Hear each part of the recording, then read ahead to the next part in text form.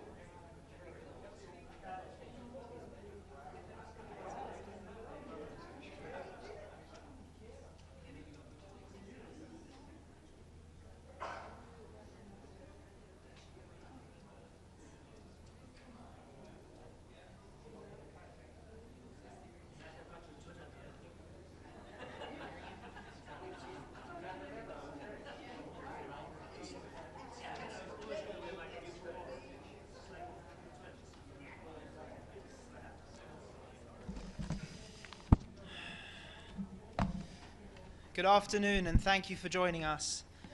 Israel's ambassador to the UN, Danny Danon, will deliver a brief statement about the recent developments in the region. He will take your questions afterwards. If you are called to ask a question, please remember to state your name and news outlet. Thank you. Good afternoon. Since the launch of Operation Riding Lion, Israel has worked with clarity and purpose to remove a double existential threat, both the nuclear threat and the threat of the Iranian regime's ballistic missile capabilities. The IDF achieved complete air superiority over Iran, struck a severe blow to Iran's military leadership, and dismantled dozens of the regime's key strategic sites. Our forces acted with precision, resolve, and restraint. These threats no longer hang over the people of Israel as they did just a few days ago. In full coordination with President Trump, Israel has agreed to a ceasefire.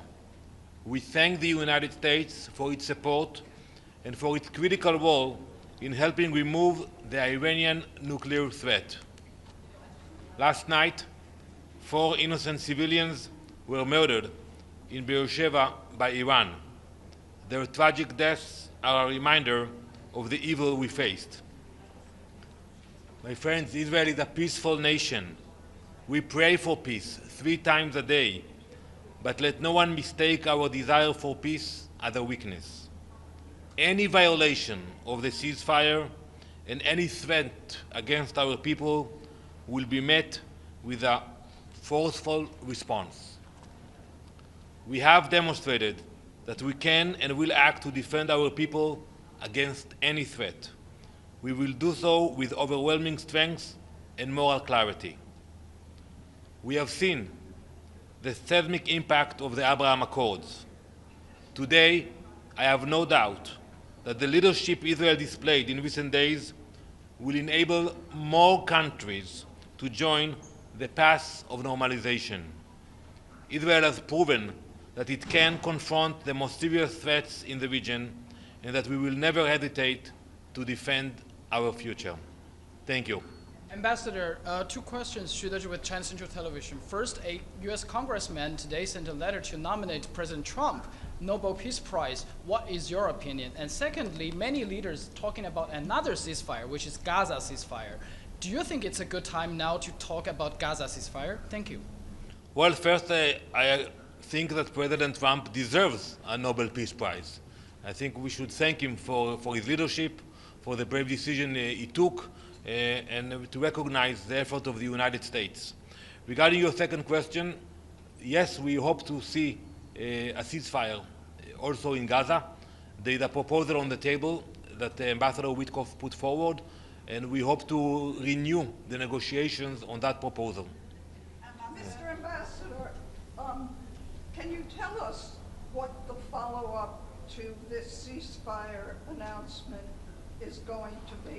Are there going to be diplomatic talks between Iran and Israel? Is this something that Israel would like to see? The Iranians have already indicated that they want to see talks. Well, Edith, after every military operation or conflict, you have the diplomatic efforts. And I'm sure it will be the case also in this scenario. Because diplomacy failed, we had to act, and the US had to act. So I think, yes, we will have to speak and negotiate and make sure that we will not repeat and get to a situation where we were 12 days ago when we had a major threat in the Middle East. How do you see those starting?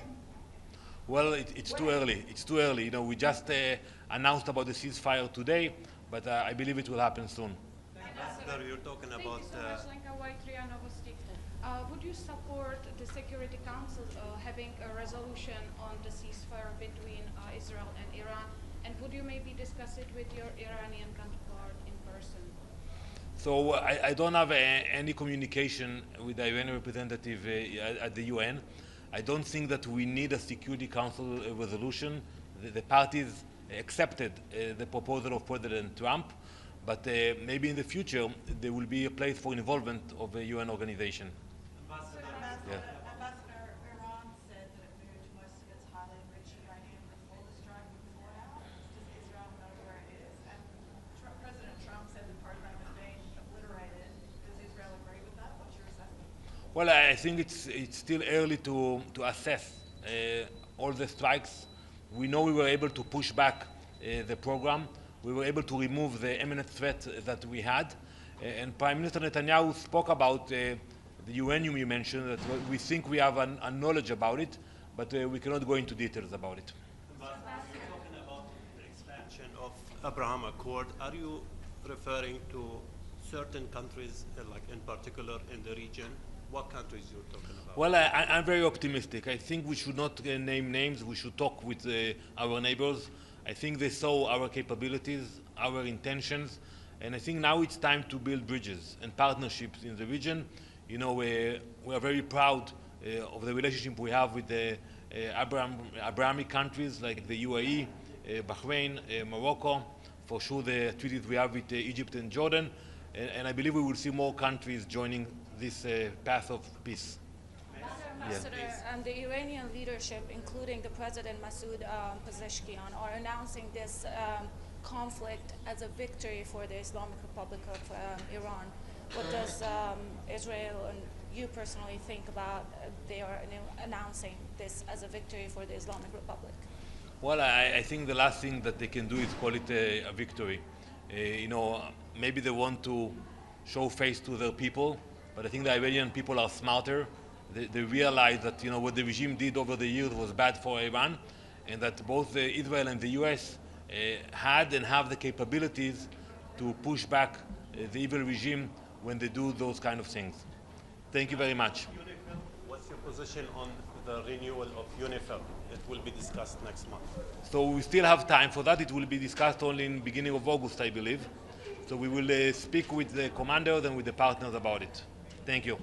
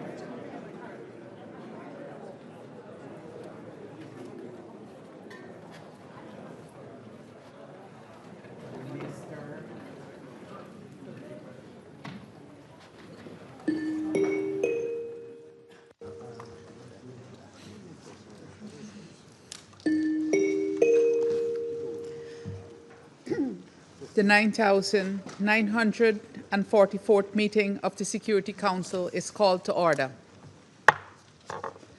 The provisional agenda for this meeting is non-proliferation. The agenda is adopted.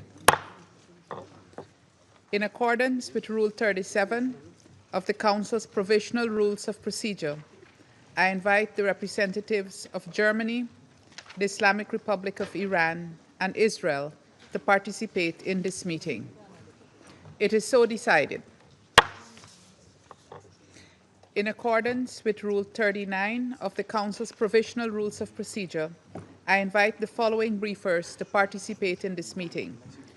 Ms. Rosemarie DiCarlo, Under-Secretary General for Political and Peace-Building Affairs, and His Excellency Mr. Stavros Lambrinidis, Head of the Delegation of the European Union to the United Nations.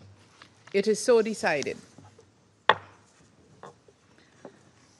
The Security Council will now begin its consideration of item 2 of the agenda.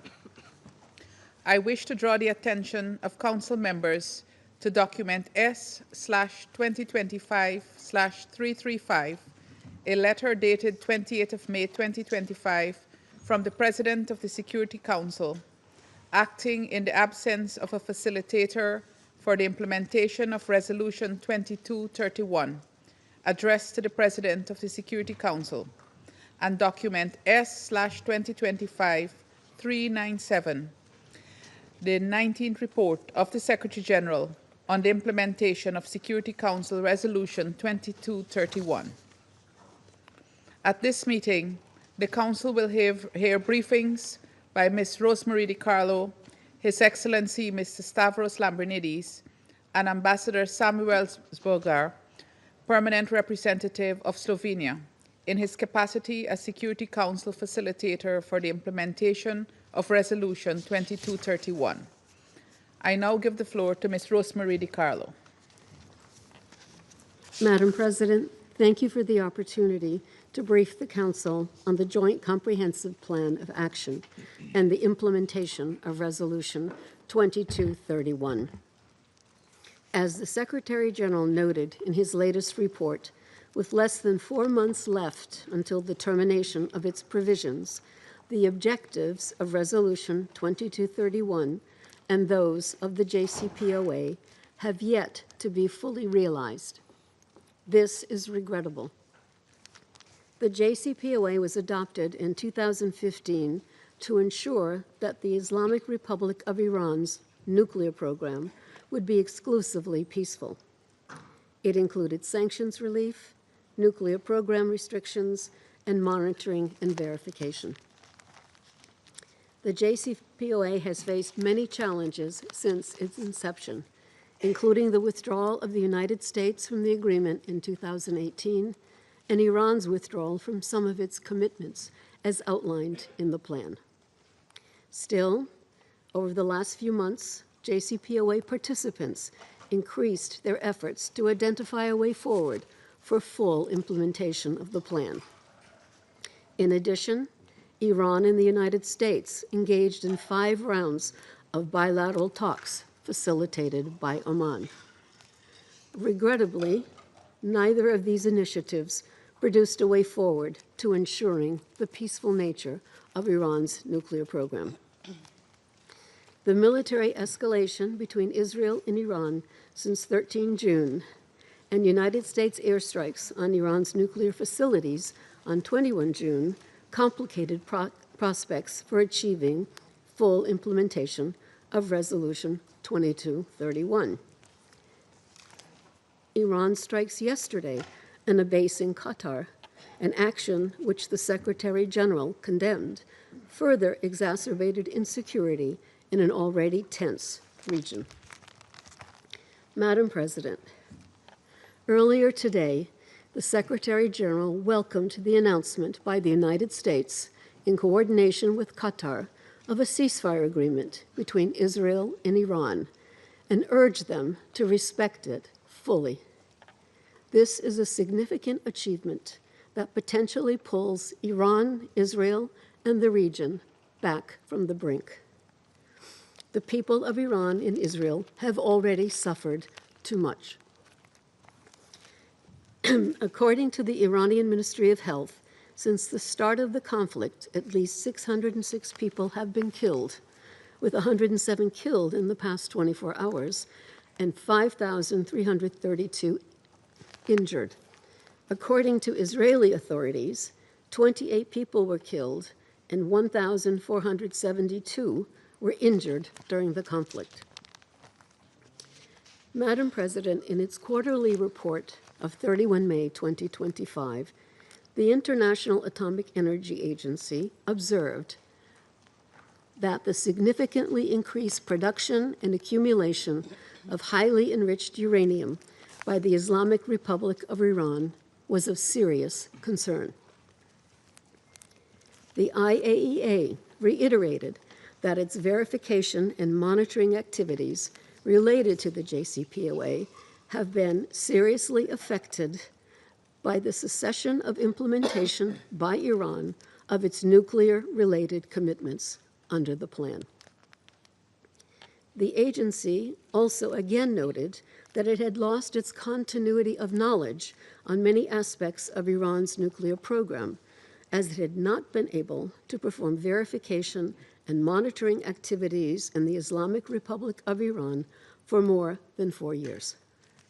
In addition, the IAEA noted it was unable to verify the total stockpile of enriched uranium in the country and had not done so since February 2021.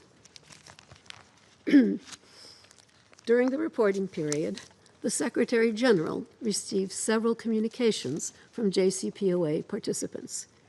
On 17 March, the permanent representatives of China, the Islamic Republic of Iran, and the Russian Federation shared a joint statement adopted at their meeting of 14 March in Beijing, in which they stressed the importance of Resolution 2231, including its timeframes. In a separate letter received the same day, the permanent representative of China shared a proposal for the settlement of the Iranian nuclear issue, highlighting the JCPOA as the basis for a new consensus and cooperation through dialogue and a step-by-step and reciprocal approach. In letters received on 9, 11, and 12 June, the permanent representatives of France, Germany, the United Kingdom, the Islamic Republic of Iran, and the Russian Federation shared their different views regarding the causes of the impasse in the implementation of Resolution 2231. Despite their diverging outlooks, all 5 member states reiterated the importance of negotiations and reaffirmed their commitment to finding a diplomatic solution. Madam President, I'll now turn to the restrictive measures set out in Annex B to Resolution 2231. The only measures that remain in effect pertain to nuclear activities and transfers. Those measures will remain in place until 18 October 2025, unless decided otherwise by the Council. The Secretariat received no allegations of violations of these provisions during the reporting period.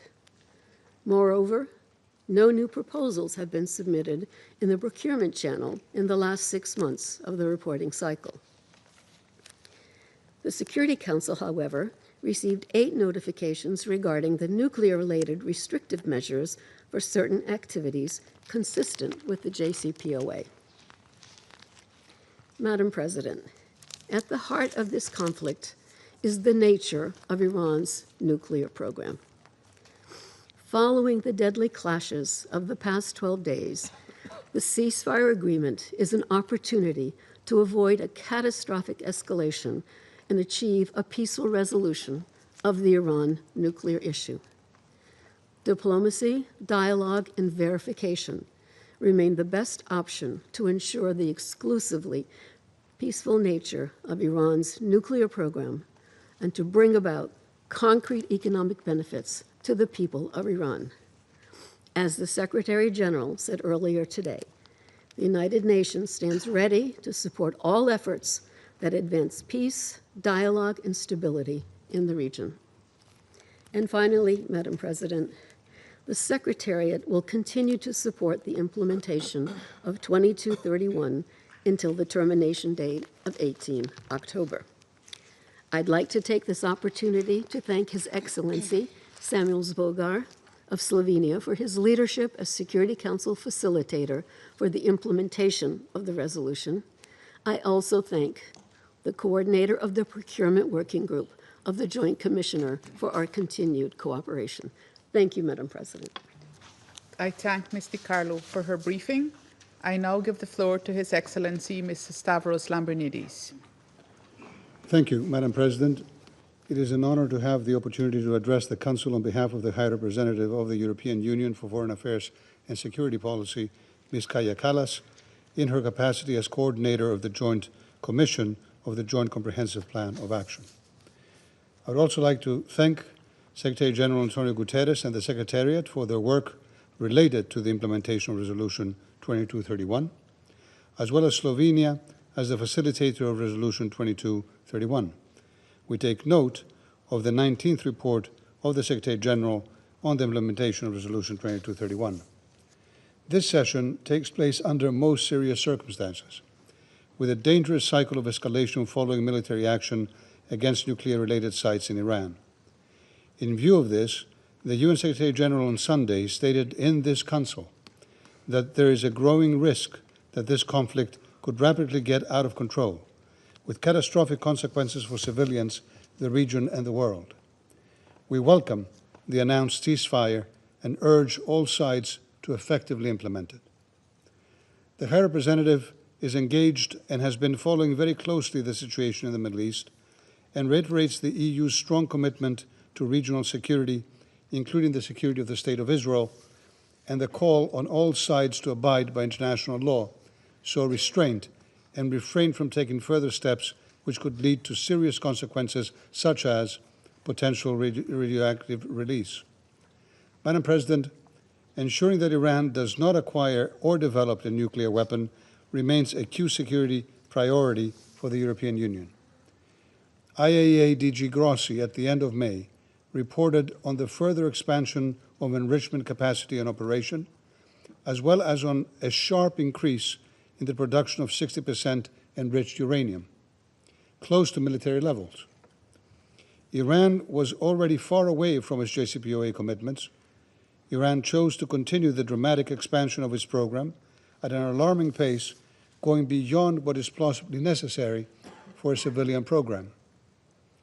In the special session of the IAEA Board of Governors on 23 June, DG Grossi raised the need to account for the stockpile of highly enriched uranium following the events of the last days. Moreover, it has been more than 4 years that the agency has not been able to perform all JCPOA-related monitoring activities and has therefore lost the continuity of knowledge as regards several key components of the nuclear program of Iran. We continue to recognize that Iran has faced and continues facing very serious negative economic consequences following the US's withdrawal from the JCPOA and the reimposition of previously lifted US unilateral sanctions. The US has also gradually imposed additional sanctions linked to the nuclear program. Many efforts have been made to preserve the JCPOA, notably when the High Representative put forward a compromise text, laying down the necessary steps needed for the US to return to the JCPOA and for Iran to resume the full implementation of its commitments. These efforts did not lead to the expected results, and we are now in the current situation. Madam President, in 4 months from now, the Security Council will no longer be seized of the Iran nuclear issue under Resolution 2231, and we urgently need to come back to a diplomatic solution. Let us be clear in what will be the last session in this format under UNSCR 2231. A lasting solution to the Iranian nuclear issue can only be through a negotiated deal, not military action. A fully functioning nuclear deal will be conducive to the stabilization of the whole region. Last Friday, as part of an intense diplomatic engagement, EU High Representative Kallas, together with the foreign ministers of France, Germany, and the United Kingdom, met with the Iranian foreign minister in Geneva. They reiterated the long-standing concerns about Iran's expansion of its nuclear program, and they discussed avenues towards a negotiated solution. The matter can only be addressed in a sustainable manner with the adequate involvement of the international community. Moreover, the IAEA is and should remain the sole impartial and independent international organization to monitor and verify the implementation of Iran's nuclear non-proliferation commitments. Diplomacy, Madam President, must prevail.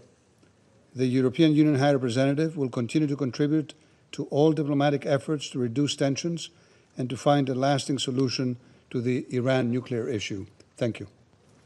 I thank His Excellency Mr. Lambrinidis for his briefing. I now give the floor to Ambassador Samuels-Vogar. Thank you, Madam President. I'm speaking in my capacities as the Security Council's appointed facilitator for the implementation of Resolution 2231. The 90th Facilitator's report was agreed by Council members on 20th June 2025. I would like to thank all Council members for their cooperation and constructive engagement in this process, and for their willingness to seek consensus and compromise in preparing the report.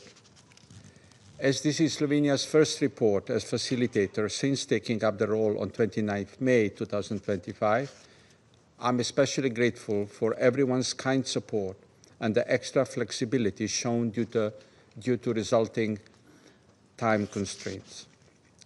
The report provides a factual account of the activities related to the 2231 format of the Security Council, which took place from 14 December 2024 to 23 June 2025. It includes several subsections, namely the summaries of activities, monitoring the implementation of the resolution, relevant communications, key aspects of the workings of the procurement channel, as well as transparency, outreach, and guidance. You may refer to the report for details, but I wish to mention the following key aspects. First, one meeting of the Council in the 2231 format was held during this reporting period. The meeting was held on 23 June 2025, and representatives of the Security Council discussed the findings and recommendations contained in the 90th report of the Secretary General on the implementation of Resolution 2231 prior to its public release. Under-Secretary General Di Carlo has already referred to this report in her statement. Second, during the reporting period, a total of 19 notes were circulated within the 2231 format. In addition, a total of 10 official communications were sent to Member States and the coordinator of the Procurement Working Group of the Joint Commission, and a total of 10 communications from Member States and the coordinator were received. Among the communications circulated were the two regular quarterly reports issued by the International Atomic Energy Agency in February and May 2025. The key aspects of these agency reports are duly reflected in my report. The IAEA plays an important role in the verification and monitoring of nuclear activities in the Islamic Republic of Iran, as requested under Resolution 2231. The IAEA's work provides confidence for the international community that the nuclear program of the Islamic Republic of Iran is for exclusively peaceful purposes, in accordance with the modalities set out in the JCPOA. The reports of Director General play a significant role in this regard. Thirdly, I report that no new proposals were submitted to the Security Council through the procurement channel during the reporting period. The procurement channel represents a key transparency and confidence-building mechanism under the JCPOA. It remains operational, and the Procurement Working Group stands ready to review proposals. Madam President, we are approaching the termination day of Resolution 2231 in October, and this may be the last report in this framework. I reiterate that the Joint Comprehensive Plan of Action, as endorsed by this Council through Resolution 2231, has been the best available option to ensure that the Iranian nuclear program remains exclusively peaceful. The 2231 format is obviously facing a challenging environment, and the situation in the region is unfolding, as exemplified also by numerous letters submitted to the Security Council President in the last couple of weeks. I firmly believe, however, that through dialogue and multilateralism, we can make the utmost effort in ensuring that the plan and Resolution 2231 are implemented effectively, promoting mutual trust and cooperation. In this regard, we hope for diplomatic efforts to find a way forward. Madam President, finally, I would like to state that as facilitator, I will do my utmost to support the implementation of Resolution 2231 and the JCPOA, which underpins it. My team and myself will continue to work closely with all Council members in an impartial and transparent manner to meet our shared responsibility.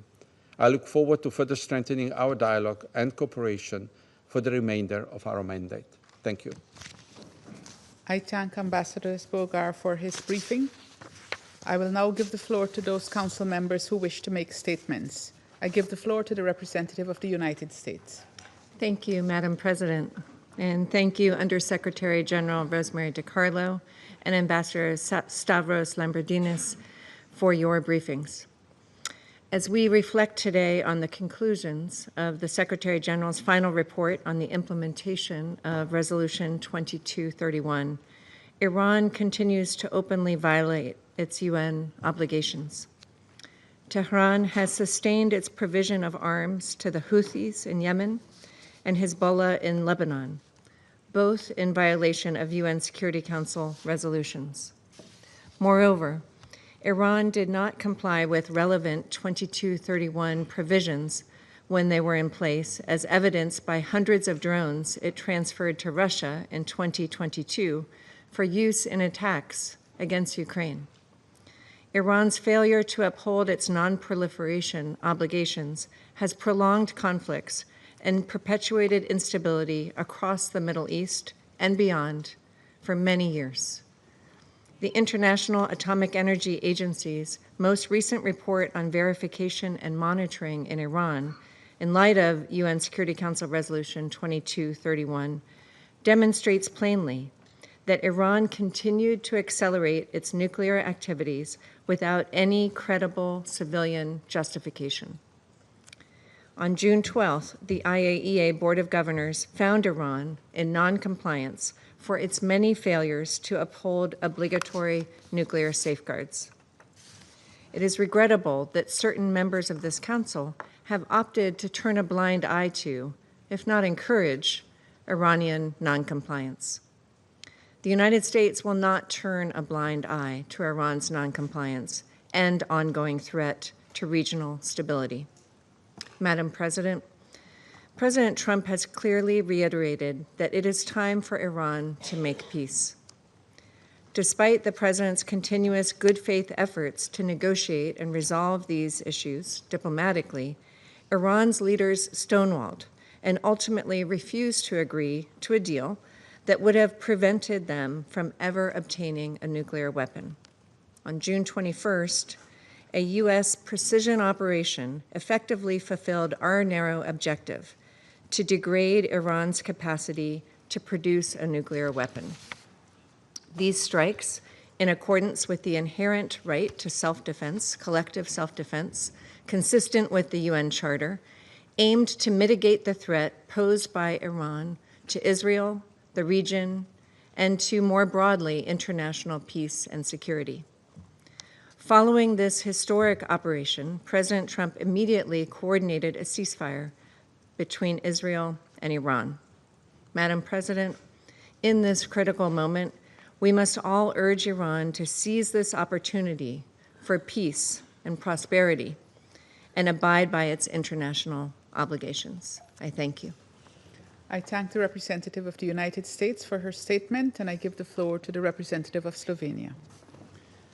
Madam President, thank you. I wish to thank the Undersecretary General DiCarlo for her briefing and also for nice words addressed to me and my team as facilitators of the implementation of the 2231 resolution. And I want to thank also the representative of the European Union for his insights. Madam President, JCPOA is undoubtedly one of the greatest achievements of multilateralism of the past decade. A unified position amongst the key actors was a decisive factor. It brought about a robust regime that comprehensively addressed a pressing international security issue. Regrettably, it suffered its share of tough trials and setbacks in recent years. To our regret, the US withdrew from it, and Iran gradually made several steps away from its JCPOA commitments. Slovenia remains deeply concerned by the continued alarming expansion of Iran's nuclear program. The re-establishment of Iranian constructive engagement with the IAEA is key and will help Iran to regain the international community's confidence about its nuclear activities. We have consistently condemned Iran's unacceptable disregard for its non-proliferation obligations, including the IAEA Safeguard Agreement. Slovenia has zero tolerance for nuclear proliferation. However, Slovenia has also zero tolerance for attacks against nuclear infrastructure anywhere.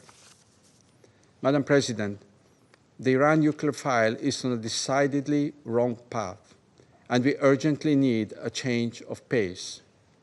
We welcome the announcement of a ceasefire, which is an important step towards restoring stability in the region. We join the calls to both parties to respect it. Madam President, this is potentially the last regular Council meeting about the implementation of JCPOA and Resolution 2231. It seems like an era is coming to a close, and it is uncertain what the ensuing era will bring. The latest developments in the region add the unpredictability and raise questions about the future of not only Iran, but the whole region and the nuclear non-proliferation architecture. One thing is certain, though. As October and the Termination Day are approaching, it is important to recall that JCPOA's objectives remain valid. We need diplomacy, and we need it now. Thank you, Madam President. I thank the representative of Slovenia for his statement, and I give the floor now to the representative of Sierra Leone. Thank you, Madam President. Madam President, I thank Undersecretary General Rosemary DiCarlo for a valuable briefing. And I also thank the European Union Head of Delegation to the United Nations, His Excellency Stavros Lambrinis, and Ambassador Samuel Spoga, the United Nations Security Council Facilitator for the implementation of Resolution 2231, for their important remarks and valuable contributions. We welcome the Secretary General's report, which reaffirms that diplomacy remains the best and indeed the only viable path for addressing concerns relating to Iran's nuclear program and regional security. We are deeply concerned by reports of Iran's decision to enrich uranium beyond research grade thresholds in contravention of its obligations under Article 3 of the NPT. Such enrichment risks eroding confidence in the exclusively peaceful nature of Iran's nuclear activities and raises legitimate questions regarding compliance with its safeguards commitment. These concerns, we insist, must be addressed within the NPT framework and in full compliance with international law, including the Charter of the United Nations. We call on Iran to restore full transparency by reinstalling all IAEA monitoring equipment, concluding the additional protocol without delay, continuing cooperation with the IAEA, and granting the agency unhindered access to all nuclear facilities. Security Council Resolution 2231 remains the principal non-proliferation framework for Iran. Its provisions regarding nuclear-related transfers, verification measures, and the procurement channel will sunset on 18 October 2025. A failure to achieve measurable progress by that date would weaken the Council's authority, undermine the global non-proliferation architecture, and erode confidence in the NPT 3 pillars: non-proliferation, disarmament, and the peaceful use of nuclear energy. Sierra Leone reaffirms its unwavering support for the IAEA's verification mandate and underscores the imperative of protecting safeguarded nuclear facilities. Safeguarded nuclear installations serve exclusively peaceful purposes and must remain inviolable. International humanitarian law obliges all parties to refrain from attacks on such facilities, the destruction of which could release hazardous materials with devastating consequences for civilians and the environment. Should further strikes occur on safeguarded nuclear facilities, this Council must be prepared to act decisively in the discharge of its primary responsibility to maintain international peace and security. Madam President, Sierra Leone commends the JCPOA coordinators' continued effort to engage all participants, including the United States, in pursuit of full implementation of the plan. We welcome the 4 new notifications under Annex B of Resolution 2231, which reflect ongoing legitimate nuclear cooperation. We call on all states to safeguard the integrity of the procurement channel and to refrain from any actions that might undermine JCPOA commitment or jeopardize the diplomatic momentum vital to non-proliferation efforts. To advance Resolution 2231, strengthen the NPT, and avert further escalation, Sierra Leone proposes the following 5 points as a roadmap. First, with respect to the ongoing conflict, and which I shall return to shortly, we urge the urgent need for a comprehensive ceasefire, an immediate cessation of all reciprocal strikes, and sustained measures to de-escalate tensions and return to dialogue. We welcome the announcement of a ceasefire reportedly reached between Israel and Iran, as announced by President Donald Trump of the United States, and we urge the parties to demonstrate good faith and fully comply with this agreement. Second, full and unrestricted IAEA verification consistent with NPT safeguards, including the prompt reactivation of all monitoring equipment and comprehensive application of all additional protocol. Third, the revival of the Joint Comprehensive Plan of Action through sustained coordinated diplomacy involving the E3, Iran, the United States, and regional partners. Fourth, continued operation of the procurement channel and calibrated sanctions relief linked to verifiable compliance as a means of building confidence in legitimate peaceful nuclear trade. Fifth and finally, the exploration of additional confidence-building measures, including IAEA-supervised fuel swaps and intensified regional dialogue aimed at establishing a Middle East zone free of nuclear weapons and other weapons of mass destruction. Madam President, turning briefly to the ongoing conflict between Israel and Iran with the involvement of the United States, Sierra Leone recalls a statement of 20 and 22nd June 2025 in which we caution that recent military escalation has gravely undermined diplomatic efforts essential to diffusing this crisis. We are equally concerned by Iran's missile strikes on 23rd June against a United States military base in Qatar. While Qatar's air defenses successfully intercepted the missiles as reported and prevented casualties, these attacks triggered regional airspace closures and heightened instability. Such actions could imperil diplomatic channels and risk drawing additional actors into a broader regional conflict.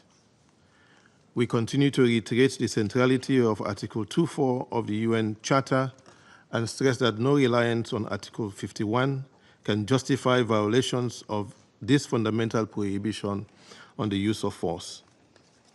On this International Day of Women in Diplomacy, we join in echoing the Secretary General's call to, and I quote, give peace a chance, end of quote, through an immediate ceasefire, de-escalation, sustained diplomacy, and the urgent resumption of negotiations. In closing, Madam President, Sierra Leone underscores the imperative of upholding the UN Charter in good faith, particularly Articles 2, 25, and 103, which enshrine the primacy of peaceful dispute resolution and the binding nature of Council's decision. In this regard, with the sunset of Resolution 2231 looming on 18 October 2025, the clock is ticking. Member States must now rise to the challenge and demonstrate the statecraft demanded by their Charter's obligation. This moment must be seized to reinforce the global non-proliferation regime, advance disarmament, facilitate peaceful nuclear cooperation, and reaffirm our collective commitment under the NPT. The alternative is simply unthinkable. I thank you. I thank the representative of Sierra Leone for his statement, and I give the floor to the representative of Somalia. Thank you, Madam President. At the outset, we would like to thank Under-Secretary General DiCarlo and Ambassador Zogba and Lambridis for their briefings. We appreciate their continuing efforts to support the implementation of Resolution 2231 of 2015 and the Joint Comprehensive Plan of Action, JCPOA. We take note of the Secretary General's 19th report on the implementation of Resolution 2231 of 2015 and the Joint Commission's report on the status of the Procurement Working Group decisions. Madam President, Resolution 2231 and the Joint Comprehensive Plan of Action represent significant achievements of multilateral diplomacy, and we continue to view them as vital pillars for regional and international peace and security. We note with concern the findings of the Secretary General's 19th report and the Facilitator's 6-month report, which highlight the ongoing challenges facing the full implementation of the JCPOA. This briefing takes place in a deeply dangerous context, where recent developments have shifted focus away from diplomatic efforts to address the Iranian nuclear program. The evolving geopolitical landscape in the Middle East underscores the critical importance of Resolution 2231 in preventing further escalation and weapons of mass destruction proliferation in the region. Madam President, Somalia welcomes the recent ceasefire between Israel and Iran and urge all parties to fully respect and abide by it. This development is a positive step towards reducing tensions in the region and demonstrates the potential for diplomacy even in challenging circumstances. Our delegation encourages all stakeholders to exercise maximum restraint and to avoid actions that could further escalate tensions. We are particularly concerned by the humanitarian consequences of recent escalations, which have resulted in the loss of civilian lives and damage to critical infrastructure. Our delegation echoes the Secretary General's call for immediate de-escalation and urge all parties to prioritize diplomacy and dialogue over confrontation. Somalia acknowledges the divergent perspectives among Council members and the JCPOA participants regarding the causes of the current impasse. We believe that mutual respect, patience, and a genuine commitment to dialogue are essential to overcoming these differences. The international community must remain united in its support for the peaceful resolution of disputes and the preservation of the non-proliferation regime. As the expiration date of Resolution 2231 approaches, we encourage all member states to continue engaging constructively and transparently in support of the JCPOA. Madam President, Somalia believes that a balanced approach which addresses the concerns of all parties is essential to resolving the current situation. To conclude, Somalia reiterates its unswerving support for the JCPOA and Resolution 2231. We call upon all parties to redouble their diplomatic efforts to address outstanding issues in good faith and to work collectively towards a peaceful and a sustainable solution that enhances security for the region and the world.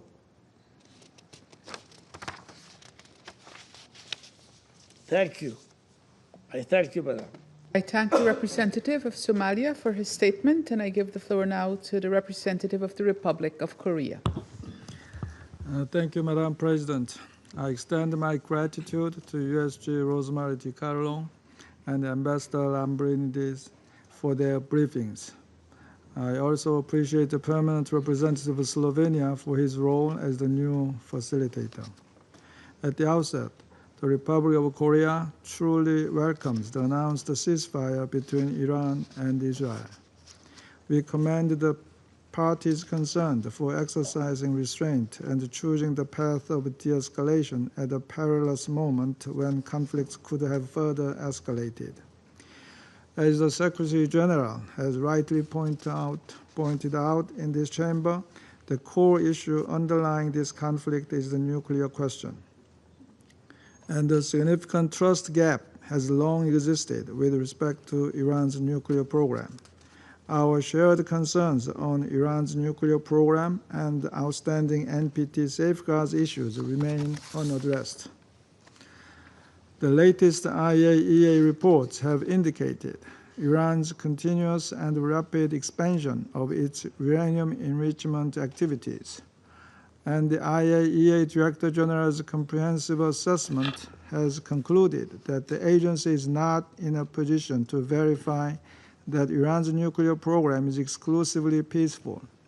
Consequently, the IAEA Board of Governors adopted a resolution on Iran's outstanding safeguard issues.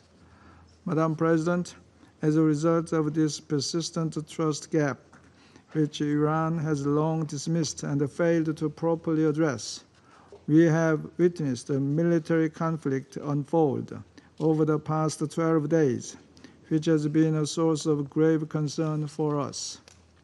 We now find ourselves entering a new phase.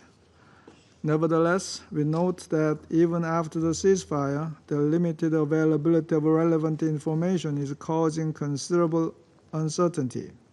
This uncertainty makes it challenging to accurately assess the situation on the ground and to consider the appropriate path forward. And precisely because of such uncertainties, our objective as embodied in Resolution 2231 remains unchanged. We have consistently worked to ensure the exclusively peaceful nature of Iran's nuclear activities. To this end, it is critical that the IAEA's monitoring and verification activities continue without hindrance.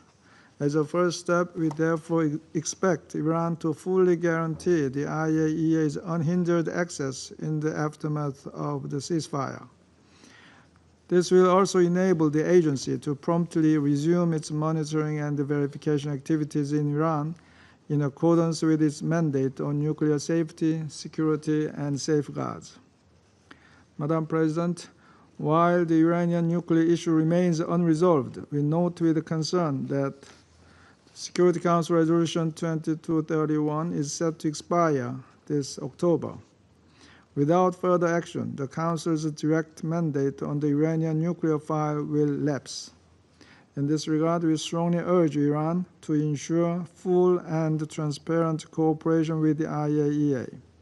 The Republic of Korea fully supports the agency's pivotal role in this important process. Based on the IAEA's reliable information, we trust that the Council will be able to make an informed and responsible decision. Thank you. I thank the representative of the Republic of Korea for his statement, and I give the floor to the representative of France. Merci, Madame la Présidente. Thank you very much, Madam President. I would like to thank the USG for Political and Peacebuilding Affairs, Ms. Rosemary DiCarlo, the delegate of the EU, Mr. Stavros Lambrinidis, and our colleague, the permanent representative of Slovenia, as facilitator for the implementation of Resolution 2231. I thank them for their briefings. They've reminded us of the seriousness of the events we've just lived through and the seriousness of the way in which Iran has been managing its nuclear program for many years. Firstly, Madam, France welcomes the announcement by the United States of a ceasefire between Israel and Iran. Since the 13th of June, we've followed with concern the strikes, the exchanges between Iran and Israel, and then the U.S. strikes against 3 Iranian nuclear facilities. There is a major risk for escalation, which could have serious consequences for regional stability. The ceasefire must now lead to a complete cessation of hostilities, which we call on all parties to respect. It is in the interest of everyone to avoid a new cycle of violence. The ceasefire must allow for the resumption of negotiations on the Iranian nuclear issue and on all of the security challenges posed by Iran. And that is why we call the Minister of Foreign Affairs with the British, EU, and UK counterparts has contacted the Iranian foreign minister in Geneva last Friday. Our position is clear. The nuclear Iranian position can only be, or issue can only be resolved through diplomatic means, given the risk of proliferation and threats to international peace and security. It is essential for this Security Council to remain seized of this matter. Madam President, while we are meeting to consider the implementation of Resolution 2231 a few months prior to its expiration, we must recall the development of events which have led to the current situation. Without going back to 2003, the Iranian nuclear issue is the very raison d'etre of the 2015 agreement with the E3+3, as well as Resolution 2231, through which this Council had endorsed this agreement. Since then, the Europeans have continued to implement their commitments under the agreement, including after following the withdrawal of the United States in 2018. Iran has taken the responsibility in 2019 of ceasing to implement its commitments. As you will recall, we used the mechanism for dispute settlements under the agreement. The 3 then carried out diplomatic efforts to achieve the return of the U.S. to the agreement and to bring Iran to respect its commitments. And in point of fact, in 2022, Iran had 2 revised proposals, and we regret the fact that these opportunities were missed. In recent years, Iran, on the contrary, has become engaged in an escalation of its nuclear program. It has almost exceeded the limits under the agreement. By the end of 2025, the uranium stocks in Iran was 40 times above the limit set under the agreement. That includes more than 400 highly enriched kilograms of uranium. The enrichment to this level has no credible civilian use, and the Director General of the IAEA has underscored the fact that Iran was the only non-nuclear weapon state to enrich uranium to that level. According to the IAEA, Iran would have 9 significant amounts, that is 9 times the quantity of material from which a nuclear weapon could be developed. This escalation has led to serious doubts about the nature of the Iranian nuclear program, and the Director General of the IAEA himself has said that he was not in a position to guarantee the peaceful nature, and a resolution adopted on the 12th of June by the Board of Governors acknowledged the violation of that agreement by Iran. Over the years, Iran has at the same time pursued its ballistic missile program, which could be used as a vector for nuclear weapons. Iran has refused any substantial cooperation with the EU, and it has removed the monitoring equipment that was established and removed their accreditation. The accreditation from some of the experts, because of these obstacles, the agency no longer has continued knowledge of all of the Iranian nuclear programs. Iran has multiplied its disturbing threats to leave the NPT. We would call on Iran to resume full cooperation with the agency, and in particular to allow for access as soon as possible to its nuclear facilities. It is essential for the agency to determine that the uranium stocks have not been moved, and we express our support for the Director General of the IAEA and for the teams carrying out their activities with professionalism and impartiality. Access by Iran to nuclear weapons would threaten international and regional peace and security. It endangers the integrity of the non-proliferation regime. Namely, the Iranian issue continues to deserve the concern of the Council. On the 18th of October, 2025, Resolution 2231 will come to an end. We call on Iran to return to dialogue so that we can find a robust, verifiable, and lasting diplomatical solution responding to all legitimate concerns of the international community on the Iranian nuclear program. France, with the EU and the E3 in close cooperation with the United States, will remain mobilized to that end, and we are determined to conclude an agreement which will take account of the non-proliferation regime, regional stability, and European security interests. France and its EU partners will remain mobilized under Resolution 2231, the snapback provision, if such an agreement were not to be found by the summer. Since 2003, we have sought a diplomatic solution to guarantee in the long term the possibility of Iran not having a nuclear program. That remains our priority. Thank you. The representative of France for his statement, and I give the floor to the representative of Panama. Gracias, Presidenta. Thank you, Madam President. We greet and thank the USG for Political and Peace-Building Affairs, Ms. Rosemary DiCarlo, the head of delegation of the EU to the United Nations, Mr. Stavros Lambrinidis, and the facilitator for the implementation of Resolution 2231 at the Security Council, Ambassador Samuel Osbogar. We've heard with interest and hope the announced intentions for a ceasefire between Israel and Iran. We believe that this possibility will be a valuable opportunity for reducing tensions and for creating room for dialogue and peace.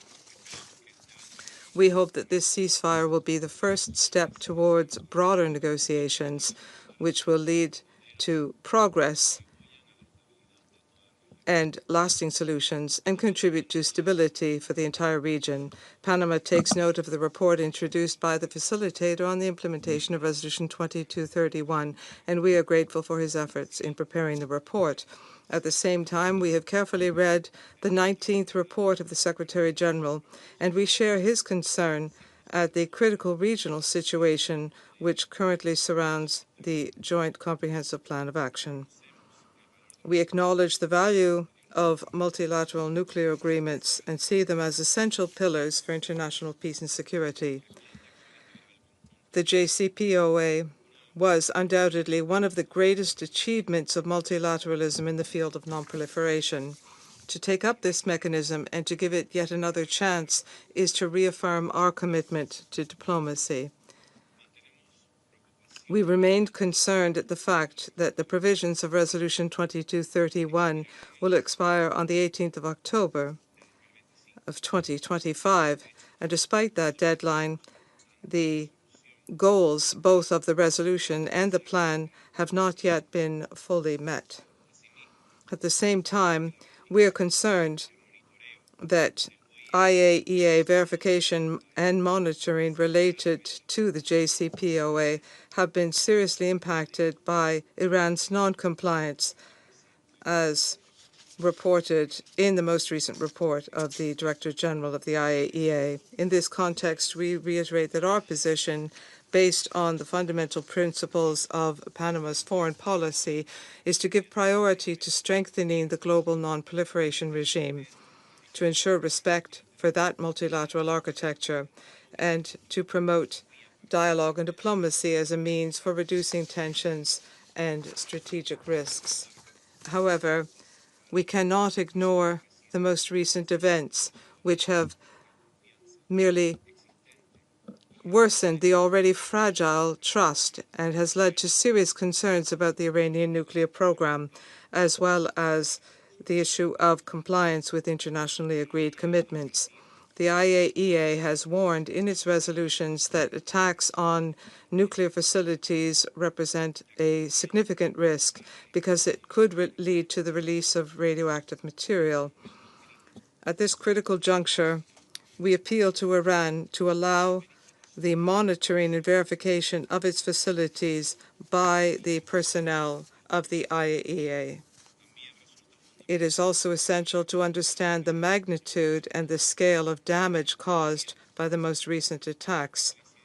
We agree with the views expressed by the Director General of the IAEA, Rafael Grossi, and I quote, "Establishing the facts on the ground is a prerequisite for any agreement, and that can only be achieved through IAEA inspections," close quotes. At the same time, we urge Iran to comply fully with its commitments under the Nuclear Non-Proliferation Treaty, as well as the Safeguards Agreement and the provisions of Resolution 2231 by this Council, particularly given the possibility that enriched uranium has been moved without due IAEA supervision. We cannot allow a weakening in the non-proliferation architecture. That architecture has provided greatest guarantees for international stability and security and significantly reduced the risk of nuclear weapons becoming a source of confrontation or conflict. In this context, it is urgent for the parties to resume negotiations and to make full use of the Joint Comprehensive Plan of Action, Resolution 2231 of this Security Council, as well as of bilateral mechanisms established to make progress towards regional and global stability and security. Thank you. I thank the representative of Panama for his statement, and I give the floor to the representative of Algeria. Madam President, I thank USG Di Carlo and Ambassadors Zbogar and Lambrinidis for their comprehensive briefings. The Council convenes today on the implementation of Resolution 2231 of 2015, which endorsed the Joint Comprehensive Plan of Action on Iran's nuclear program. And this is our last briefing on the implementation of this resolution, which expires on October this year. Needless to stress that this meeting comes at a critical juncture. We meet with cautious optimism, but real relief following the announcement of ceasefire between Iran and Israel, brokered by the United States and Qatar. We welcome this important diplomatic achievement, which puts an end to 12 days of dangerous escalation and provides much needed space for the escalation, dialogue, and diplomacy. This latest episode has starkly demonstrated the fragility of our collective security and the serious risks associated with the targeting of nuclear facilities particularly those under IAEA safeguards. The events of the past days have only reinforced the urgent need to uphold the principles of the nuclear non-proliferation regime and to refrain from any actions that could further undermine its integrity. Madam President, while this ceasefire represents really a positive development, it also serves as a reminder of the critical importance of respecting international legal norms, including those enshrined in the IAEA safeguard system. These safeguards are central to ensuring that nuclear energy is used exclusively for peaceful purposes. In this regard,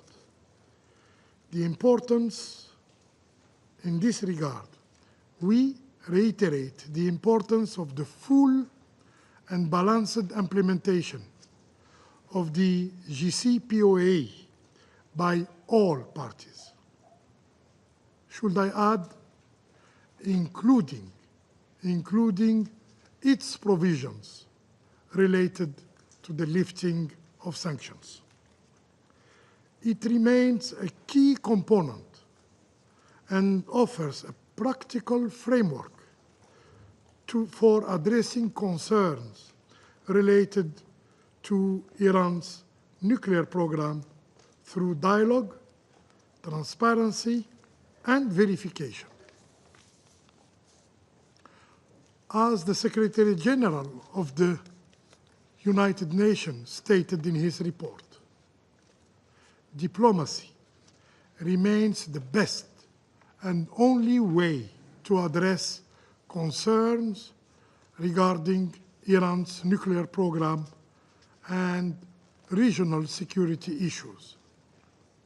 About the regional security issues, may I underscore the urgency of establishing a zone free of nuclear weapons and all other weapons of mass destruction in the Middle East. Such a zone would represent a major step forward for regional and international peace and security. In this context, we recall Security Council Resolution 487, which called on Israel to place its nuclear installation under IAEA safeguards. More than 4 decades later, this call remained ignored, unanswered, unfulfilled. Madam President, to conclude, the announced ceasefire provides a valuable opportunity to reinforce the norms that underpin the global non-proliferation regime without selectivity, without double standard. Algeria stands ready to work with all partners to uphold international law and to strengthen the integrity of the global non-proliferation regime, a cornerstone of our shared security. I thank you. I thank the representative of Algeria for her statement, and I give the floor to the representative of the Russian Federation.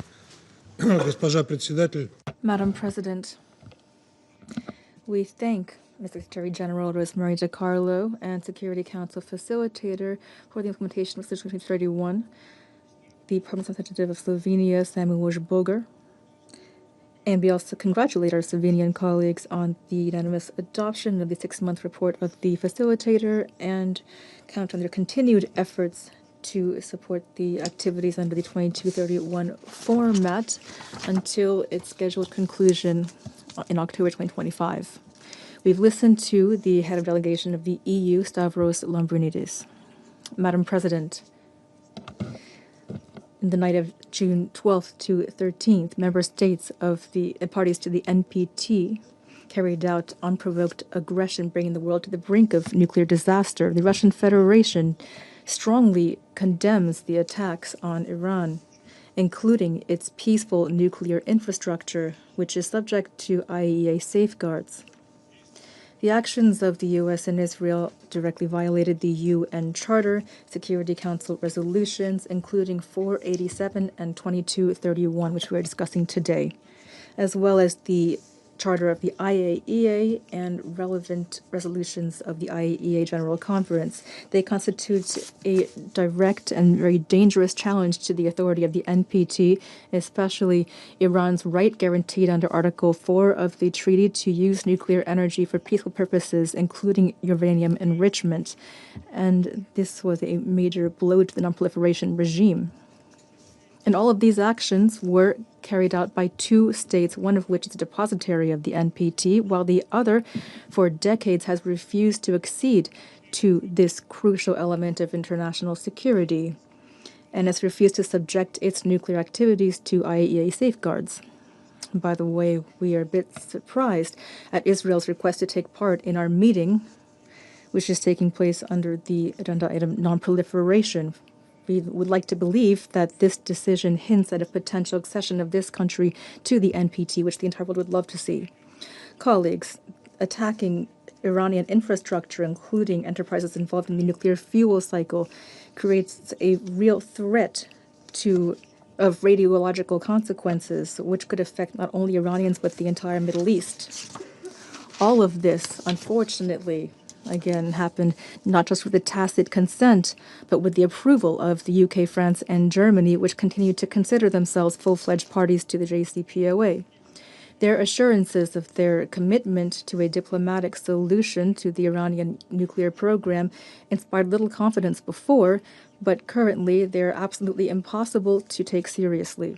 Judge for yourselves. At first, these countries deliberately refused to uphold their obligations under the nuclear deal by not providing the necessary conditions for ensuring economic benefits from the lifting of European sanctions against Iran, which were in effect till 2015.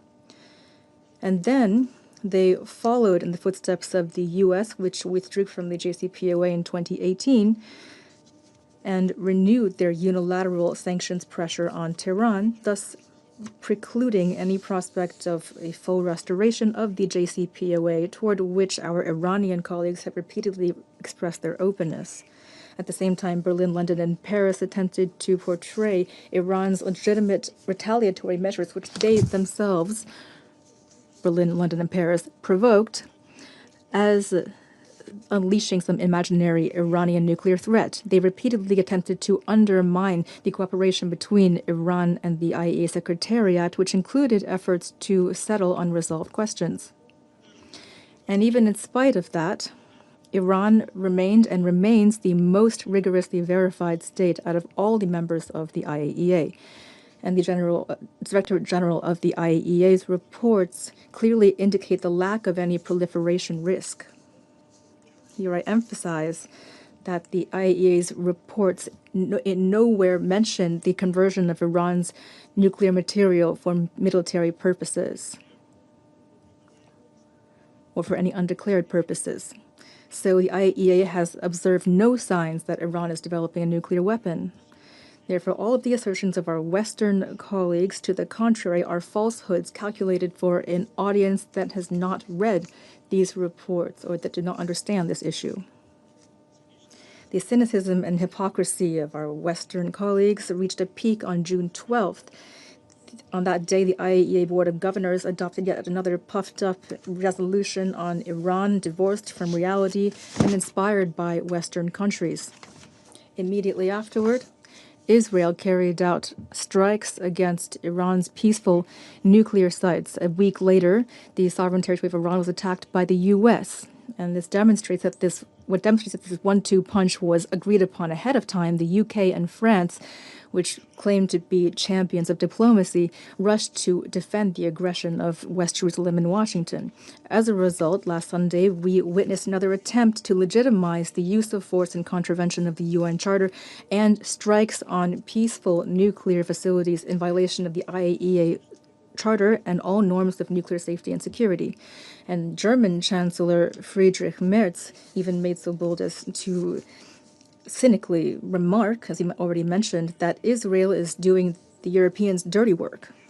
And these are the actual words of a head of government of a state party to the JCPOA. We must not forget that West Jerusalem began its operation 2 days before a scheduled round of Iran-U.S. talks on the nuclear issue, mediated by Oman, with the clear intention of sabotaging this process. Against this backdrop, the Western trio even had the audacity to call not for Israel and the U.S., but for Tehran, the victim of aggression, to return to the negotiating table.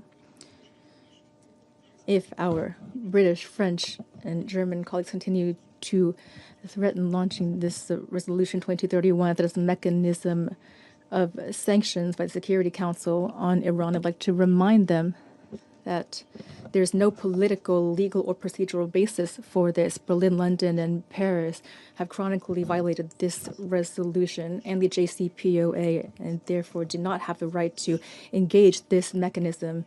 And the U.S. no longer has any basis to do so since it withdrew from the agreement.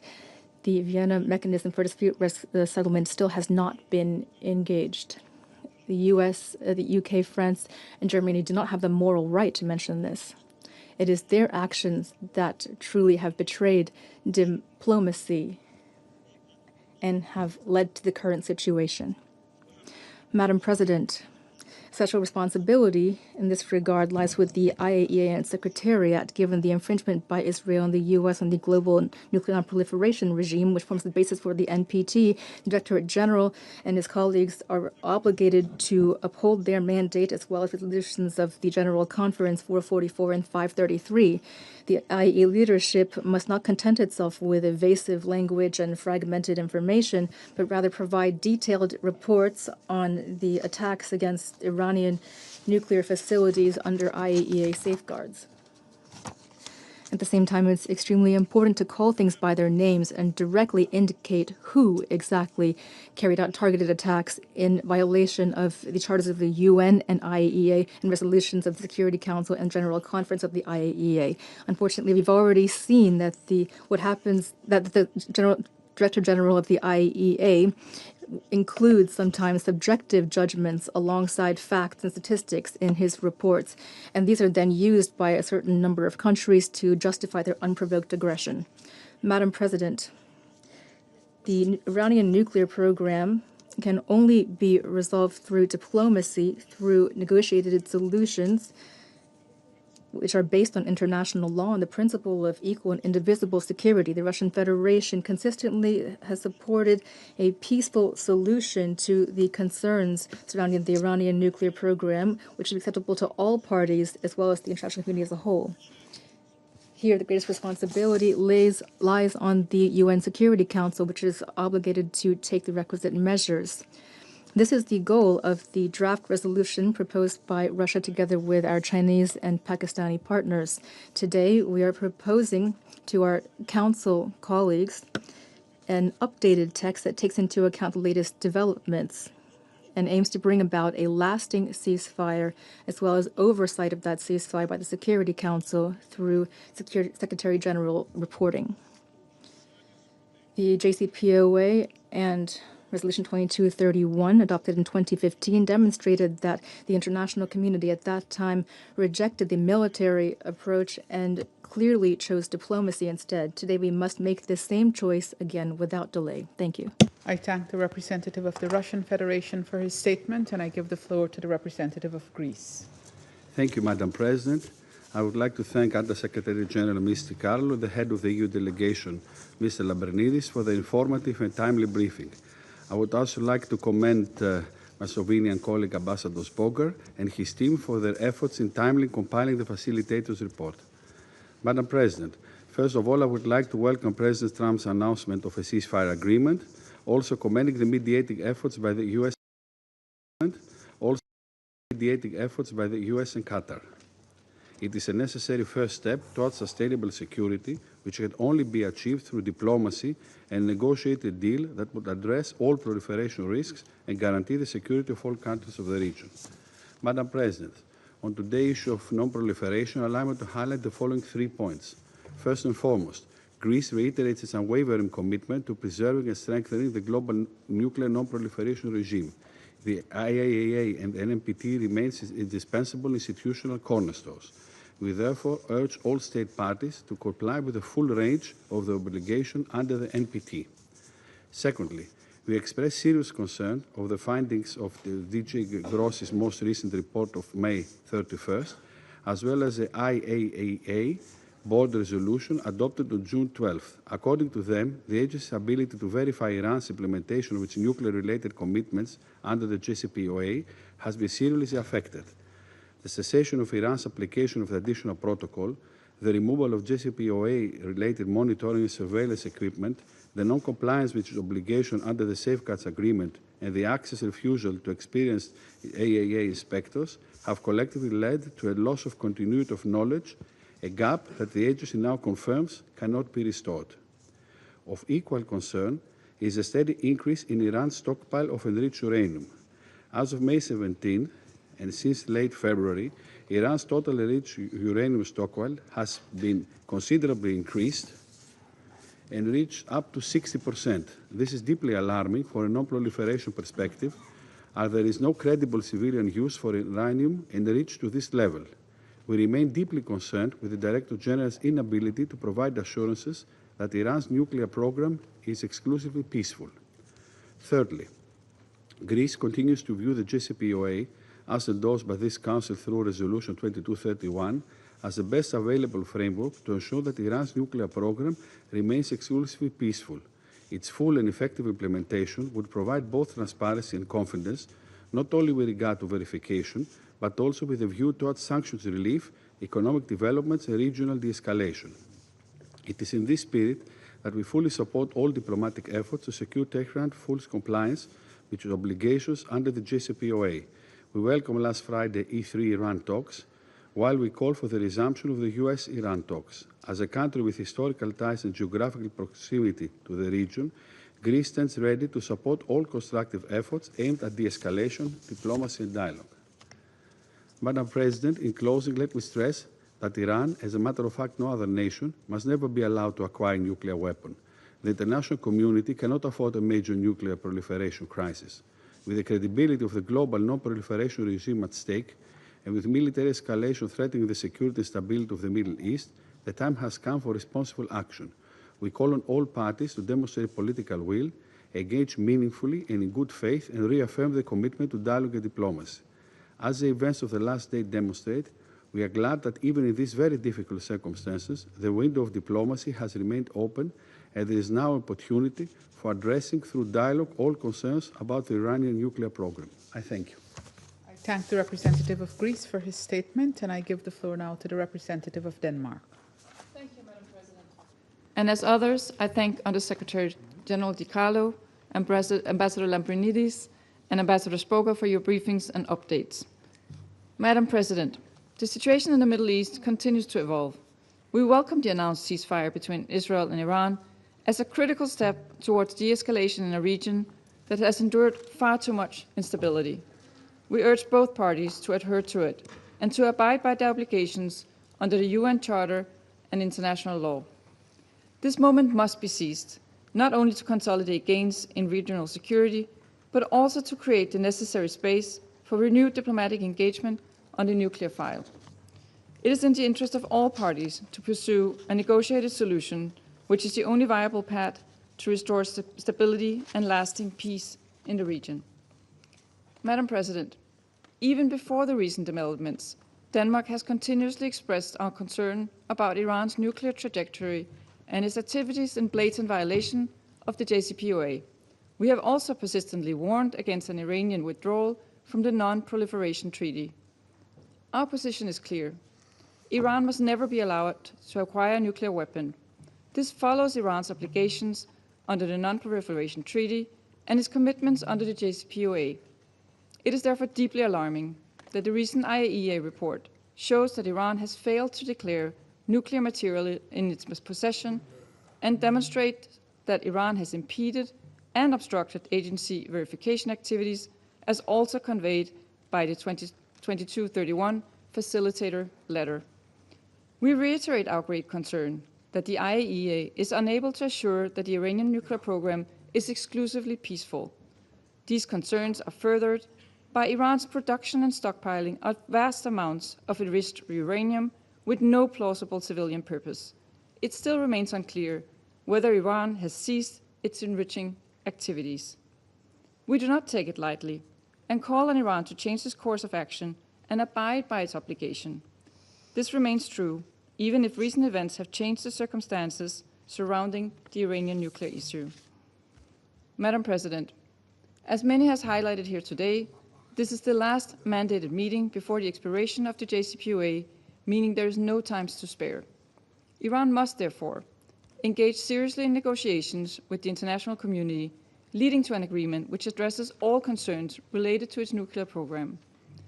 Securing an agreement on the nuclear issue has the potential to foster lasting stability in the Middle East. All efforts must be deployed to this end.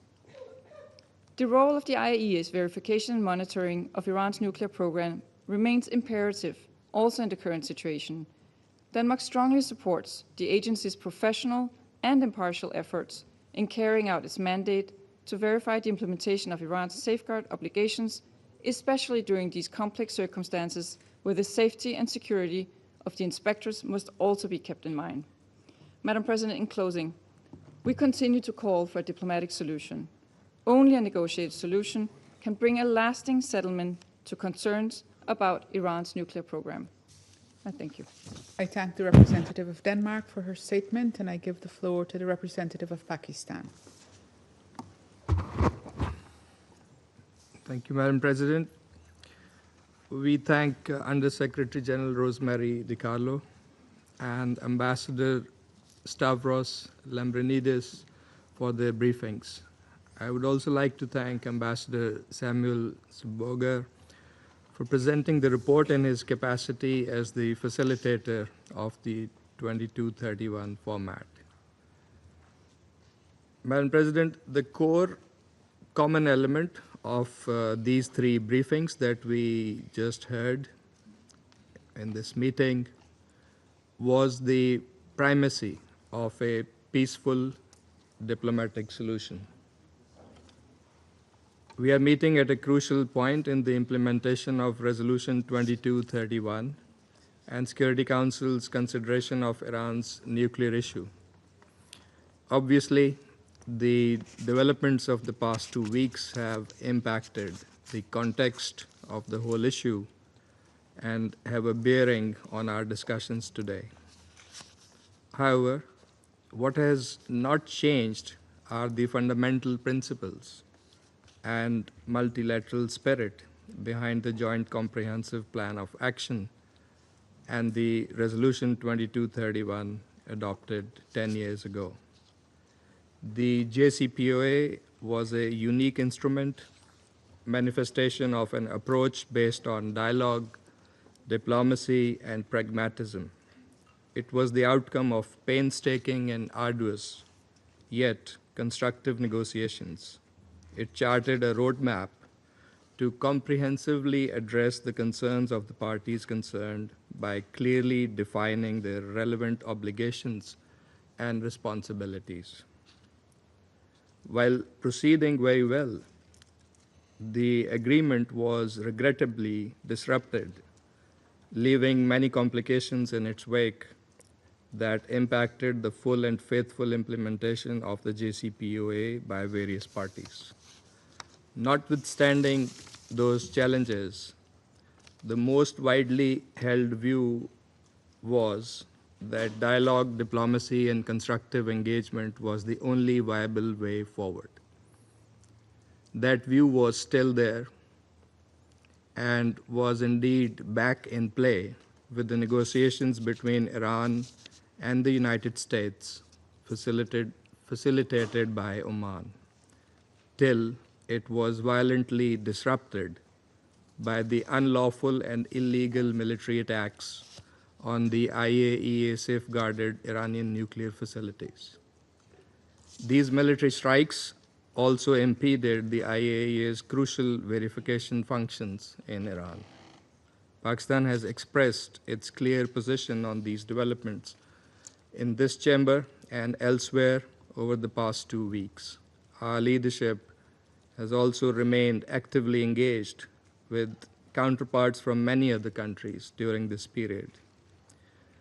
Madam President, what we have witnessed should never have happened. Even now, it is our firm belief that these actions should not be allowed to further complicate the peaceful resolution of long-standing issues, as well as the full and effective implementation of Resolution 2231. We reaffirm our support for the resolution of the Iranian nuclear issue through peaceful means, diplomatic engagement, and sustained dialogue. Pakistan advocates the preservation and renewal of the JCPOA or its substitution by an equally sound agreement that is acceptable to all sides before it expires in October this year. The IAEA is the institution responsible for verifying compliance with the respective nuclear safeguards obligations of member states. It is mandated to do so in an objective, impartial, and credible manner, purely on technical grounds. The IAEA must be enabled to fulfill this statutory function. We believe that verification activities by the IAEA should continue unimpeded. The IAEA must continue its work in an impartial and apolitical manner to provide objective reporting and credible information regarding the issues under its purview. Madam President, with regards to recent developments in the region, I would like to emphasize the following points. First, condemnation of violation of the sovereignty and territorial integrity of member states, and the threat or use of force to settle disputes. Second, clear rejection of attacks on IAEA safeguarded nuclear facilities, which violate Security Council and IAEA resolutions as well as international humanitarian law. Third, we request the Secretary General to report on the implications of these developments on the implementation of Resolution 2231, particularly those arising from military strikes against nuclear facilities. And we also request the Director General IAEA to share his assessment from legal, technical, safety, security, and safeguards points of view. Fourth, we urge sustained cessation of hostilities and a permanent ceasefire to allow resumption of dialogue and verification activities by the IAEA. Fifth, there is an urgent need to renew diplomatic engagement to seriously and faithfully address the outstanding issues in a cooperative manner as per the rights, obligations, and responsibilities of the parties concerned. Madam President, we welcome the announcement of the ceasefire understanding between Iran and Israel, and we expect this to be fully respected. We commend all those who played a pivotal role in facilitating this development and hope this positive step will contribute to lasting peace and stability in the region. This is a vital step that must now be followed up by constructive and comprehensive engagement. Pakistan firmly believes that all disputes must be resolved in accordance with the principles of the UN Charter and international law, including respect for sovereignty and territorial integrity. We call on all parties to fulfill their respective obligations and responsibilities and avoid any further escalation. Most importantly, the trust and confidence in the diplomatic engagement that was damaged by the unprovoked aggression must be meticulously restored. The Council should allow sufficient time to continuing efforts between the IAEA and Iran, as well as other parties, to resolve outstanding issues. Recent developments have yet again manifested the grave dangers that present themselves when there are violations of the UN Charter and international law.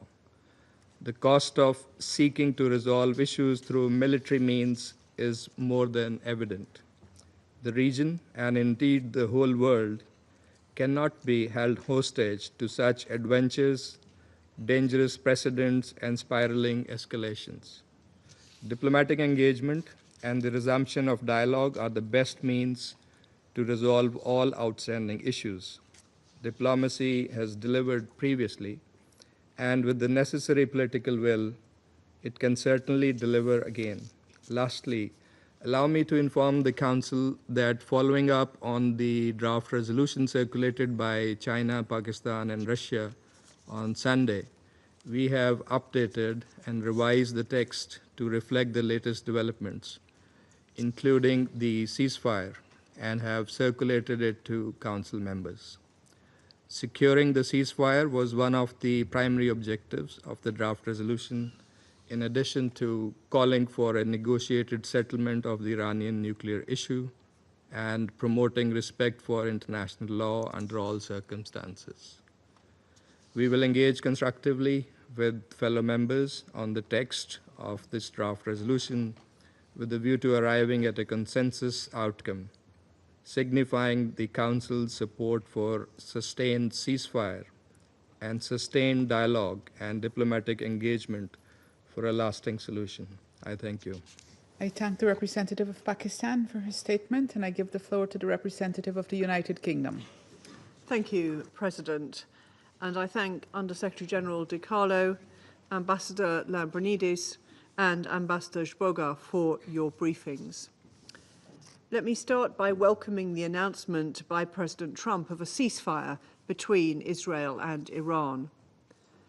But the situation remains extremely fragile. We call on all sides to respect the ceasefire in full. Our priority remains stability in the Middle East, and we are clear that restarting this conflict is in no one's interest. Now is the time for a return to diplomacy. We, along with our partners, are clear that only diplomacy can achieve a durable solution to the Iranian nuclear threat.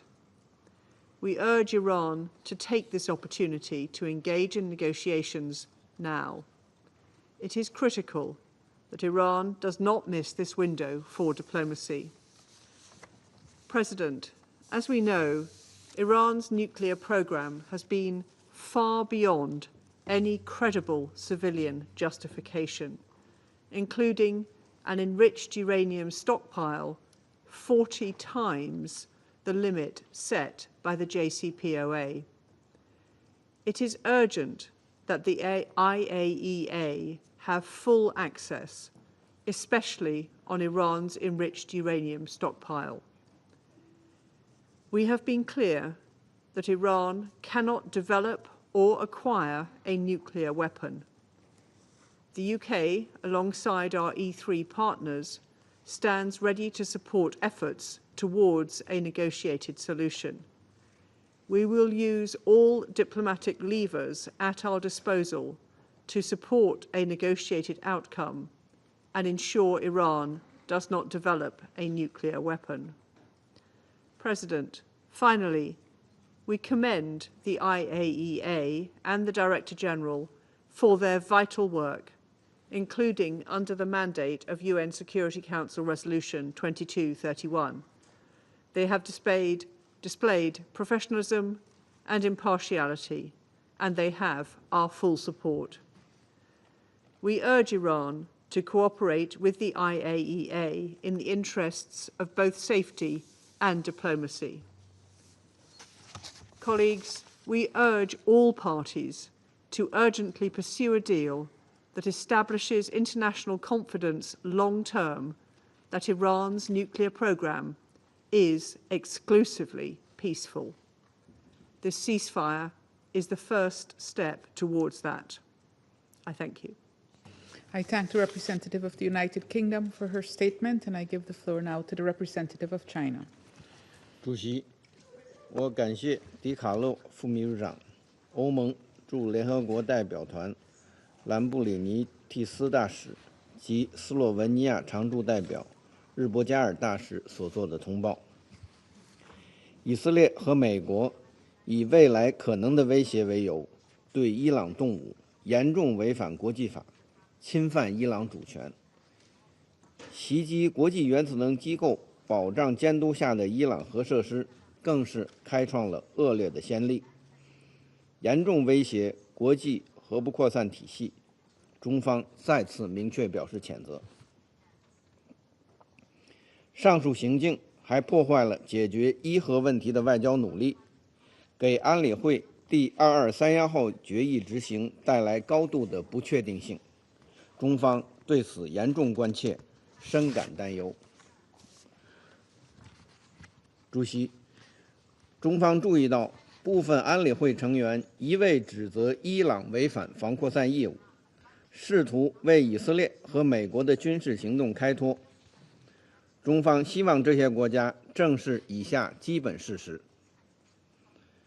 美国才是伊朗核危机的始作俑者，是美国在2018年单方面退出伊核全面协议，恢复并不断升级对伊单边制裁，采取极限施压措施，致使伊方无法享有协议赋予的经济红利，被迫减少履行协议义务。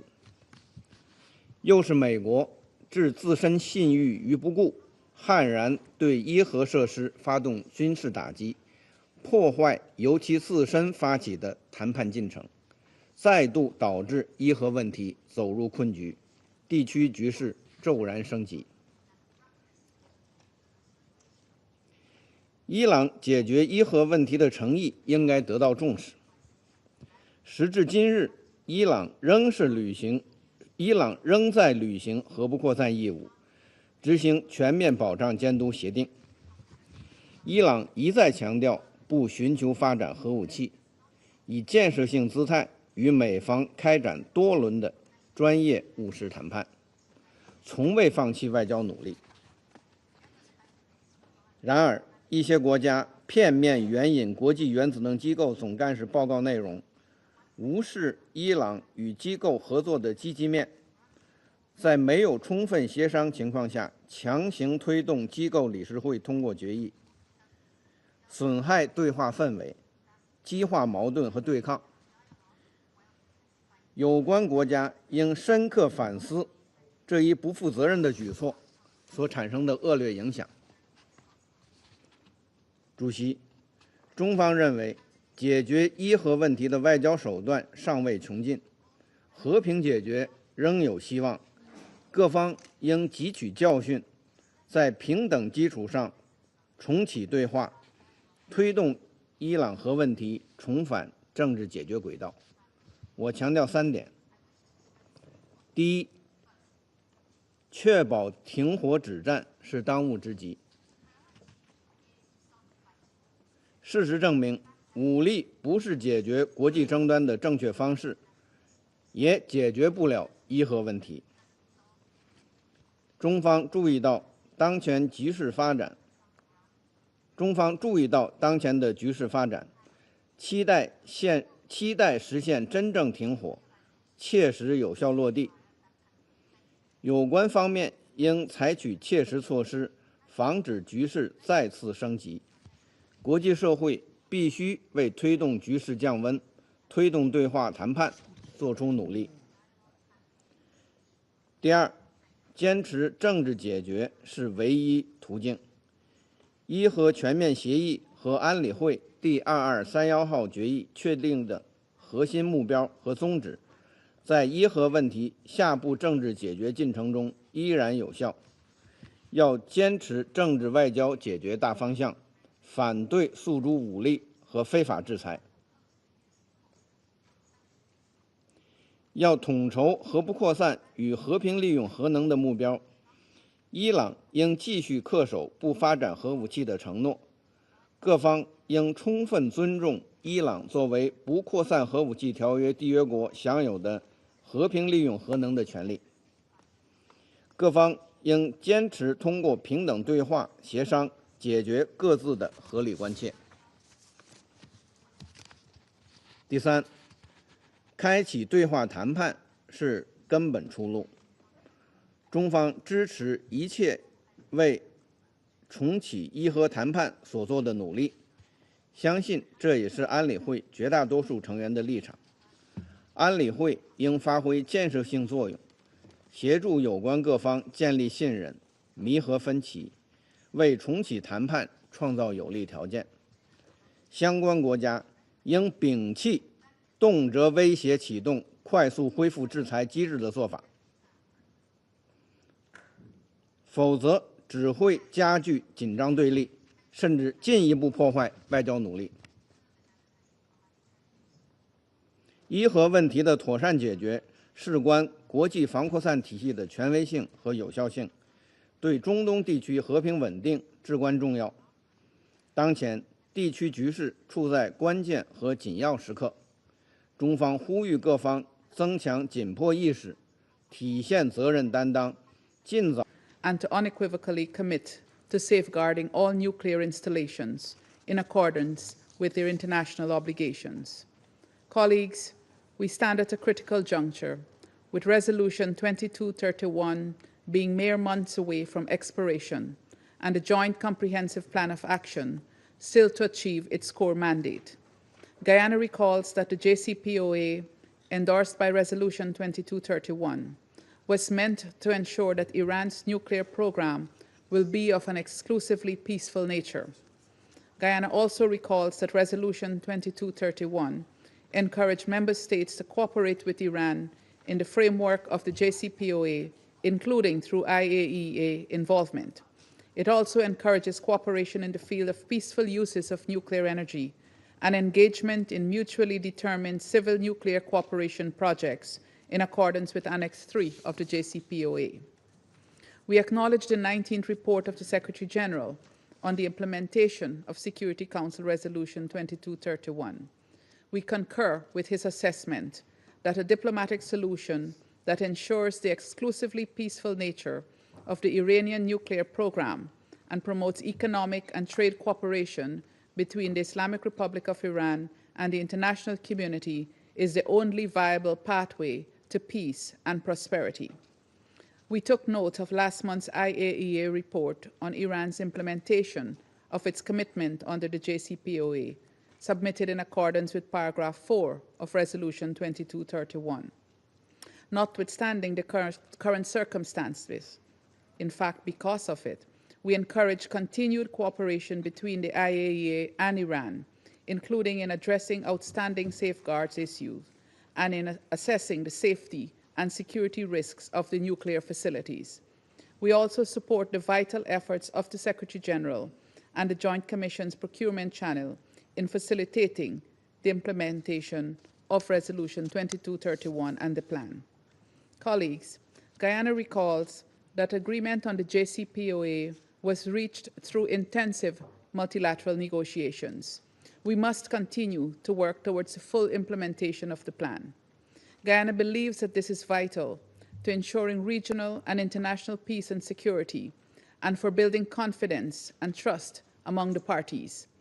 We therefore urge all participants to return to the plan and to engage in dialogue and diplomacy as a matter of urgency.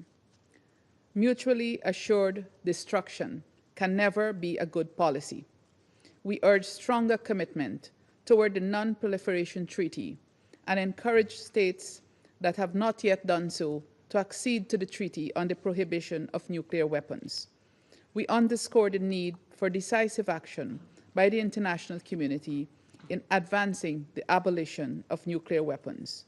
In conclusion, I reiterate Guyana's commitment to a world free of nuclear weapons and one where there is greater investment in peace. I thank you. I resume my function as President of the Council. The representative of the United States has asked for the floor to make a further statement. I give her the floor. Thank you, Madam President. I am compelled to respond to some assertions made by certain council members. I spoke earlier about the precision operation the United States took to degrade Iran's capacity to produce a nuclear weapon. We did not take this action lightly, and we are confident that it is consistent with the inherent right of self-defense under the UN Charter. Nothing in the IAEA statute prevents states from taking legitimate steps for their own or collective self-defense. I thank you. I thank the representative of the United States for her statement, and I now give the floor to the representative of the Islamic Republic of Iran. Thank you. In the name of God, the Compassionate and Merciful, thank you, Madam President, for convening this meeting. Today is International Women's Day in Diplomacy. Let me begin by congratulating you and all women diplomats on this occasion. I also congratulate you on your successful leadership of the Council thus far in June. And I commend your tireless efforts in convening emergency meeting to draw the Security Council attention to the aggression by Israel and the United States against my country and the blatant violation. I wish to sincerely thank our brotherly and friendly nation, the State of Qatar, for its sincere and diplomatic efforts to help end Israeli aggression, establish a ceasefire, and prevent a further escalation of regional tensions that threaten peace and stability in the region. We thank Under-Secretary General Ms. DiCarlo for her briefing. We take note of the Secretary General's report. We echo ourselves with the Secretary General's call for a diplomatic solution in his report, as well as with the USG in her today's briefing. We welcome Slovenia as facilitator of Resolution 2231 and appreciate Ambassador Jubogar and his team for preparing the report and today's briefing. We take note of the statement made by the Ambassador Lambrinidis, head of delegation of the European Union in the capacity of the coordinator of JCPOA. Madam President, first and foremost, I wish to express my strong objection to the participation of the delegation of the Israeli regime in this meeting. Legally and procedurally, Israel has no standing to take part in this meeting. This regime has no connection to the agenda of the meeting, no Resolution 2231 or the JCPOA. The participants to the JCPOA, as mentioned in Resolution 2231, are clearly defined, and the Council's practice in convening meeting under this agenda item has always been limited to the JCPOA participants. Madam President, this meeting is the final Security Council briefing on Resolution 2231 before its expiration in October 2025. In this context, I would like to make following points. First, the U.S. unilateral withdrawal from the JCPOA in 2018, it then imposed illegal extraterritorial sanctions violating UN Security Council Resolution 2231. Iran has honored its commitment in confront the United States with the full support from the UK, France, and Germany, has repeatedly violated both the spirit and letter of the JCPOA, as well as Resolution 2231. The root causes of the current situation are simple and clear. Therefore, they are not in a position to accuse Iran of non-compliance. Second, today's meeting takes place as my country faces an unprovoked military aggression that blatantly violates international law, the UN Charter, the Statute of the IAEA, the General Conference Resolution, and Resolution 2231. This Resolution 2231 calls on all UN member states to avoid actions that undermine the resolution and the JCPOA. However, with the full US support, Israel has targeted Iran's peaceful nuclear facilities, civilians, and civilian infrastructure. Israel falsely justified these attacks on Iran's peaceful nuclear program as an imminent threat.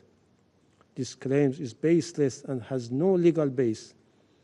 In reality, Israel, the region's only undeclared nuclear-armed entity and non-party to NPT, refused IAEA inspections and monitoring, while Iran complies with the NPT and has subjected its nuclear program to the most rigorous IAEA monitoring. The breach of Resolution 2231 and international law is not limited to Israel. The United States, a permanent council member responsible for upholding its resolution, also attacked Iran nuclear facilities under IAEA safeguard. Third, it is profoundly troubling that even after a decade of Resolution 2231, Iran's fully monitored, peaceful nuclear program has been repeatedly targeted by Israel and the United States. These illegal actions set a dangerous precedent, undermine the non-proliferation regime, and damage the credibility of the Security Council. Resolution 2231 was intended to promote peaceful solution and strengthen the Council's role in preventing unnecessary crises. However, reckless attacks on Iran's peaceful nuclear facilities by Israel and the US has gravely weakened this role.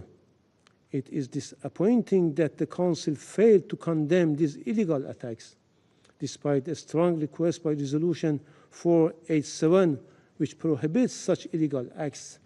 We call on the Council to, at the very least, explicitly condemn these aggressions and ensure they don't happen again. Fourth, the double standards are blatant. While the US, the UK, France maintain massive nuclear arsenals and overlook Israeli undeclared stockpiles, they baselessly claim Iran's peaceful program threatens international peace and security. These political accusations have been refuted for years by Iran's transparency and by its full cooperation with IAEA. If they truly care about the non-proliferation regime, they must condemn Israel's violation of international law and Resolution 487. Fifth, claims that Iran has violated Resolution 2231 are groundless. For past decades, Iran has upheld Resolution 2231 and the JCPOA. Our remedial measures have been fully consistent with these two instruments, meant only to restore balance and encourage all parties to return to their commitment. Iran remedial measure must not be misused to justify new pressure on the JCPOA or Resolution 2231. The Council must prevent any attempt to manipulate this mechanism against Iran.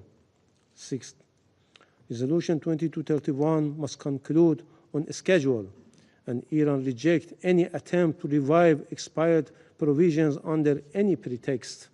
Unfortunately, European JCPOA participants have failed to meet their obligation. Even worse, they falsely assert that Iran is close to acquiring nuclear weapons, a falsehood unsupported by credible evidence. Our peaceful program under strict IAEA verification cannot be denied. Despite this aggression and the unconstructive behavior of the European parties, Iran remains committed to diplomacy and peaceful dispute resolution. Resolution 2231 proved that diplomacy can and must resolve differences. Seventh, Iran continues to believe a diplomatic resolution to nuclear and sanction issue is possible. Our commitment is evident through our full implementation of JCPOA and Resolution 2231. But if the other parties truly want a resolution, they must respect Iran's right and stop undermining diplomacy. 8. Iran never initiated this war.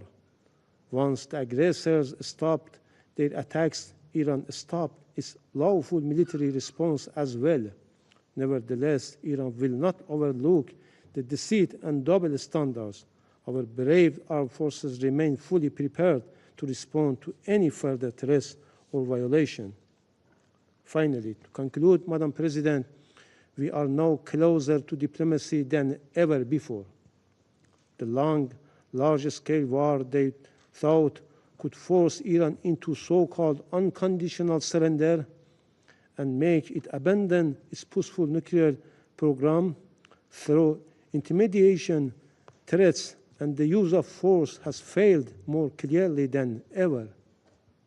They unleashed their full military might, supporting and providing Israel with advanced fighter jets, sophisticated weaponry, and the most powerful bombs, even bunker busters, to attack Iran's peaceful nuclear facilities, and covertly, deliberately, and indiscriminately targeted civilians and critical infrastructures. These attacks led to the martyrdom of hundreds of innocent people, including women, children, nuclear scientists, academics, athletes, students, aid workers, and senior military officials, and left thousands more injured. We honor martyrs for their sacrifices as well as our brave, patriotic people in defense of our homeland. Iran emerged proud and steadfast in the face of this criminal aggression. This proves one simple truth more clearly than ever: diplomacy and dialogue are the only path to resolving the unnecessary crisis over Iran's peaceful program. I thank you. I thank the representative of the Islamic Republic of Iran for his statement, and I give the floor now to the representative of Germany. Madam President, I would like to thank Undersecretary General Di Carlo, Ambassador Spogar, and Ambassador Lambrininis for their valuable briefings and continuous efforts to implement United Nations Security Council Resolution 2231. For 2 decades, this Council has been deliberating on the Iranian nuclear program. We find ourselves at a particularly difficult juncture today.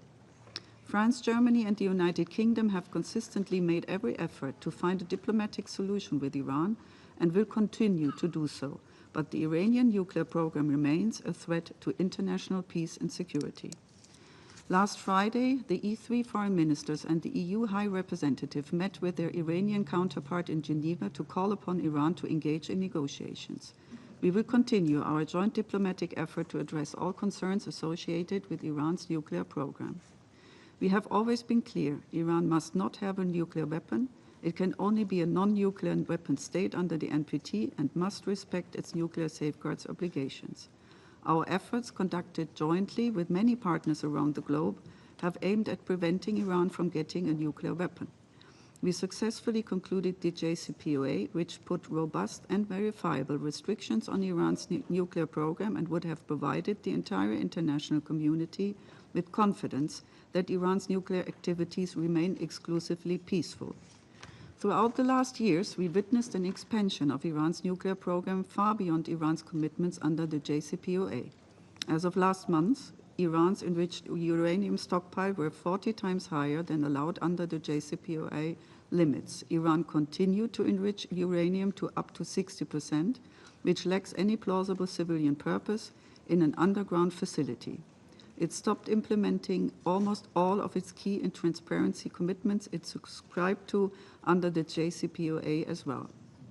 The E3 have always pursued diplomacy to find a solution to the Iranian nuclear proliferation crisis. In 21 and 22, we negotiated in good faith to bring the US back into the JCPOA and Iran to full compliance with its commitments. To no avail. Iran twice refused a fair proposal put on the table by the coordinator and decided to further escalate its nuclear program to the level we all know. In conjunction with Iran's failure to comply with its legally binding safeguards obligations, an assessment that was confirmed by the Board of Governors resolution last month, Iran's nuclear activities have remained a threat to regional and global security. Iran's nuclear program continues to pose serious proliferation concerns. We are particularly concerned by any possible relocation of nuclear materials since the recent military strikes. We reiterate that as a member of the NPT and its nuclear safeguards regime, Iran is obliged to declare and put all nuclear material located in Iran under IAEA safeguards. Iran must fully cooperate with the agency and refrain from threats against its personnel and DG Grossi himself, whose professional work we commend. In this regard, we are alerted by the initiative in the Iranian parliament to suspend cooperation with the agency, as well as by Iran's deliberations to withdraw from the NPT.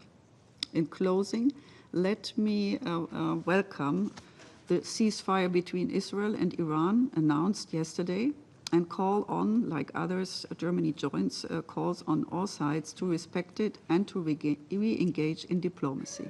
Thank you. I thank the representative of Germany for her statement, and I give the floor to the representative of Israel. Thank you, Madam President. First, I would like to thank USG De Carlo and the representatives from the EU and Slovenia for their remarks. To my colleague, the ambassador of Iran, I advise you, instead of giving advice to the Council how to conduct its affairs, to comply with the resolution of the Security Council, so we don't have to come back here almost every day and discuss the violations of Iran. Madam President, since launching Operation Rising Lion, Israel has worked to remove a double existential threat from both the nuclear threat and ballistic missiles. The IDF achieved complete air superiority over Tehran, struck a severe blow to the military leadership, and destroyed dozens of key regime targets. Our forces achieved the objectives of our operation in removing these threats. In full coordination with President Trump, Israel has agreed to the President's proposal for a ceasefire. We thank the United States for its support and critical role in removing the Iranian nuclear threat. Last night, the Iranian regime fired missiles at our civilian population. 4 innocent civilians were murdered in Beersheba. Their tragic deaths are a reminder of the evil we dealt with, a regime that could not restrain its hatred. Israel is a peaceful nation. We pray for peace 3 times a day. But make no mistake, we will respond forcefully to any violation of the ceasefire and any threat facing our people. I have no doubt that the leadership and the determination Israel displayed will allow the Abraham Accords to expand and bring other nations into the fold of normalization. Madam President, if there were a Nobel Prize for deception, the Iranian regime would win it every single year. It has broken every commitment it has ever made. There is no reason to believe this deception will not continue. Let's walk through the facts. In July 2015, this Council endorsed the JCPOA. Iran supposedly agreed to many conditions, restricting its enrichment, reducing its stockpile, and opening its facilities for inspection. In return, it was granted sanctions relief and global legitimacy. But even then, Iran was already building its exit strategy. By July 2019, Iran had already breached the 300-kilogram limit on enriched uranium. In January 2021, it resumed enrichment to 20%, more than 5 times the agreed limit. In April of that same year, it crossed into truly dangerous territory, enriching uranium to 60%. This is a level with no civilian application. In June 2022, Iran removed the IAEA's surveillance cameras and monitoring equipment, attempting to eliminate all oversight. Today, the IAEA is completely blind. As of May 2025, Iran's enriched uranium stockpile stands at over 9,000 kilograms. This includes more than 400 kilograms enriched to 60%.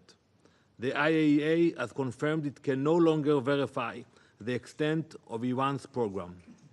For years, the international community spoke of Resolution 2231 and the JCPOA as a framework for peace. But for Iran, it was a framework for deception. While the diplomats and politicians talked, Iran built. While you negotiated, they enriched. While you hoped, they lied. Today, the regime in Tehran stands completely exposed as a regime that has weaponized every opportunity you gave it. Iran did not abandon its commitments last week or last month. It walked away from its obligations years ago, if it ever kept to them at all. It has been violating this resolution with impunity for as long as it existed. This Council just refused to see it. We all know that Iran's level of enrichment has no civilian usage. It's a fact. The Council doesn't need a nuclear scientist to understand what that means. The international community now knows what Israel has known for a long time.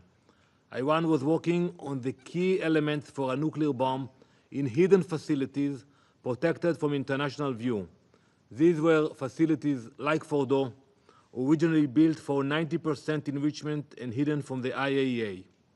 Iran engaged in systematic, calculated assault on every safeguard this Council claimed would prevent them from attaining a bomb. Colleagues, Israel has been warning you for years. We warned you when Iran crossed the enrichment threshold. We warned you when it denied IAEA inspectors access. We warned you when it spanned lies at the negotiating table. Many of you refused to listen. You held onto the illusion that diplomacy was working. You convinced yourselves that silence was stability. You told yourselves that time was on your side. It wasn't. Iran used diplomacy as cover. It used this Council caution as protection.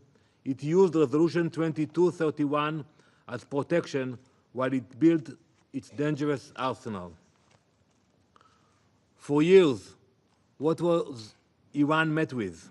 Statements, concern, condemnations, but without consequences.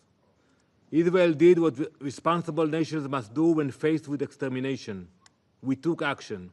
We moved to dismantle what the world had allowed to grow unchecked. Madam President, this Council was built to uphold international law, not to be exploited by those who trample it. Today, as we speak, Iran remains untouched by consequences from the broader international community. The same Iran that refused IAEA inspections, the same Iran that enriched uranium to weapons-grade levels, the same Iran that used its seat at the table to delay, deceive, and arm itself.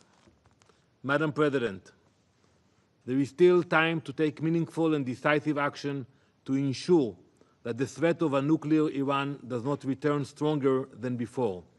The international community must reassert its authority. It must remain vigilant.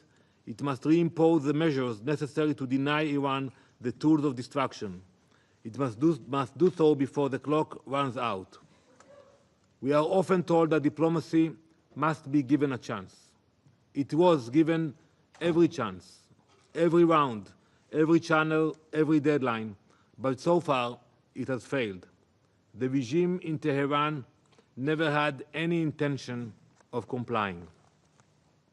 Colleagues, you know who you are dealing with. You are not engaging with a regime that negotiates in good faith. You are dealing with the masters of lies, deceit, and delay. You have seen how they respond to your usual approach. So I urge you, take a different approach. Israel has done its part. The United States has done its part. Now the world must do its part. Thank you, Madam President. I thank the representative of Israel for his statement. There are no more names inscribed on the list of speakers. The meeting is adjourned.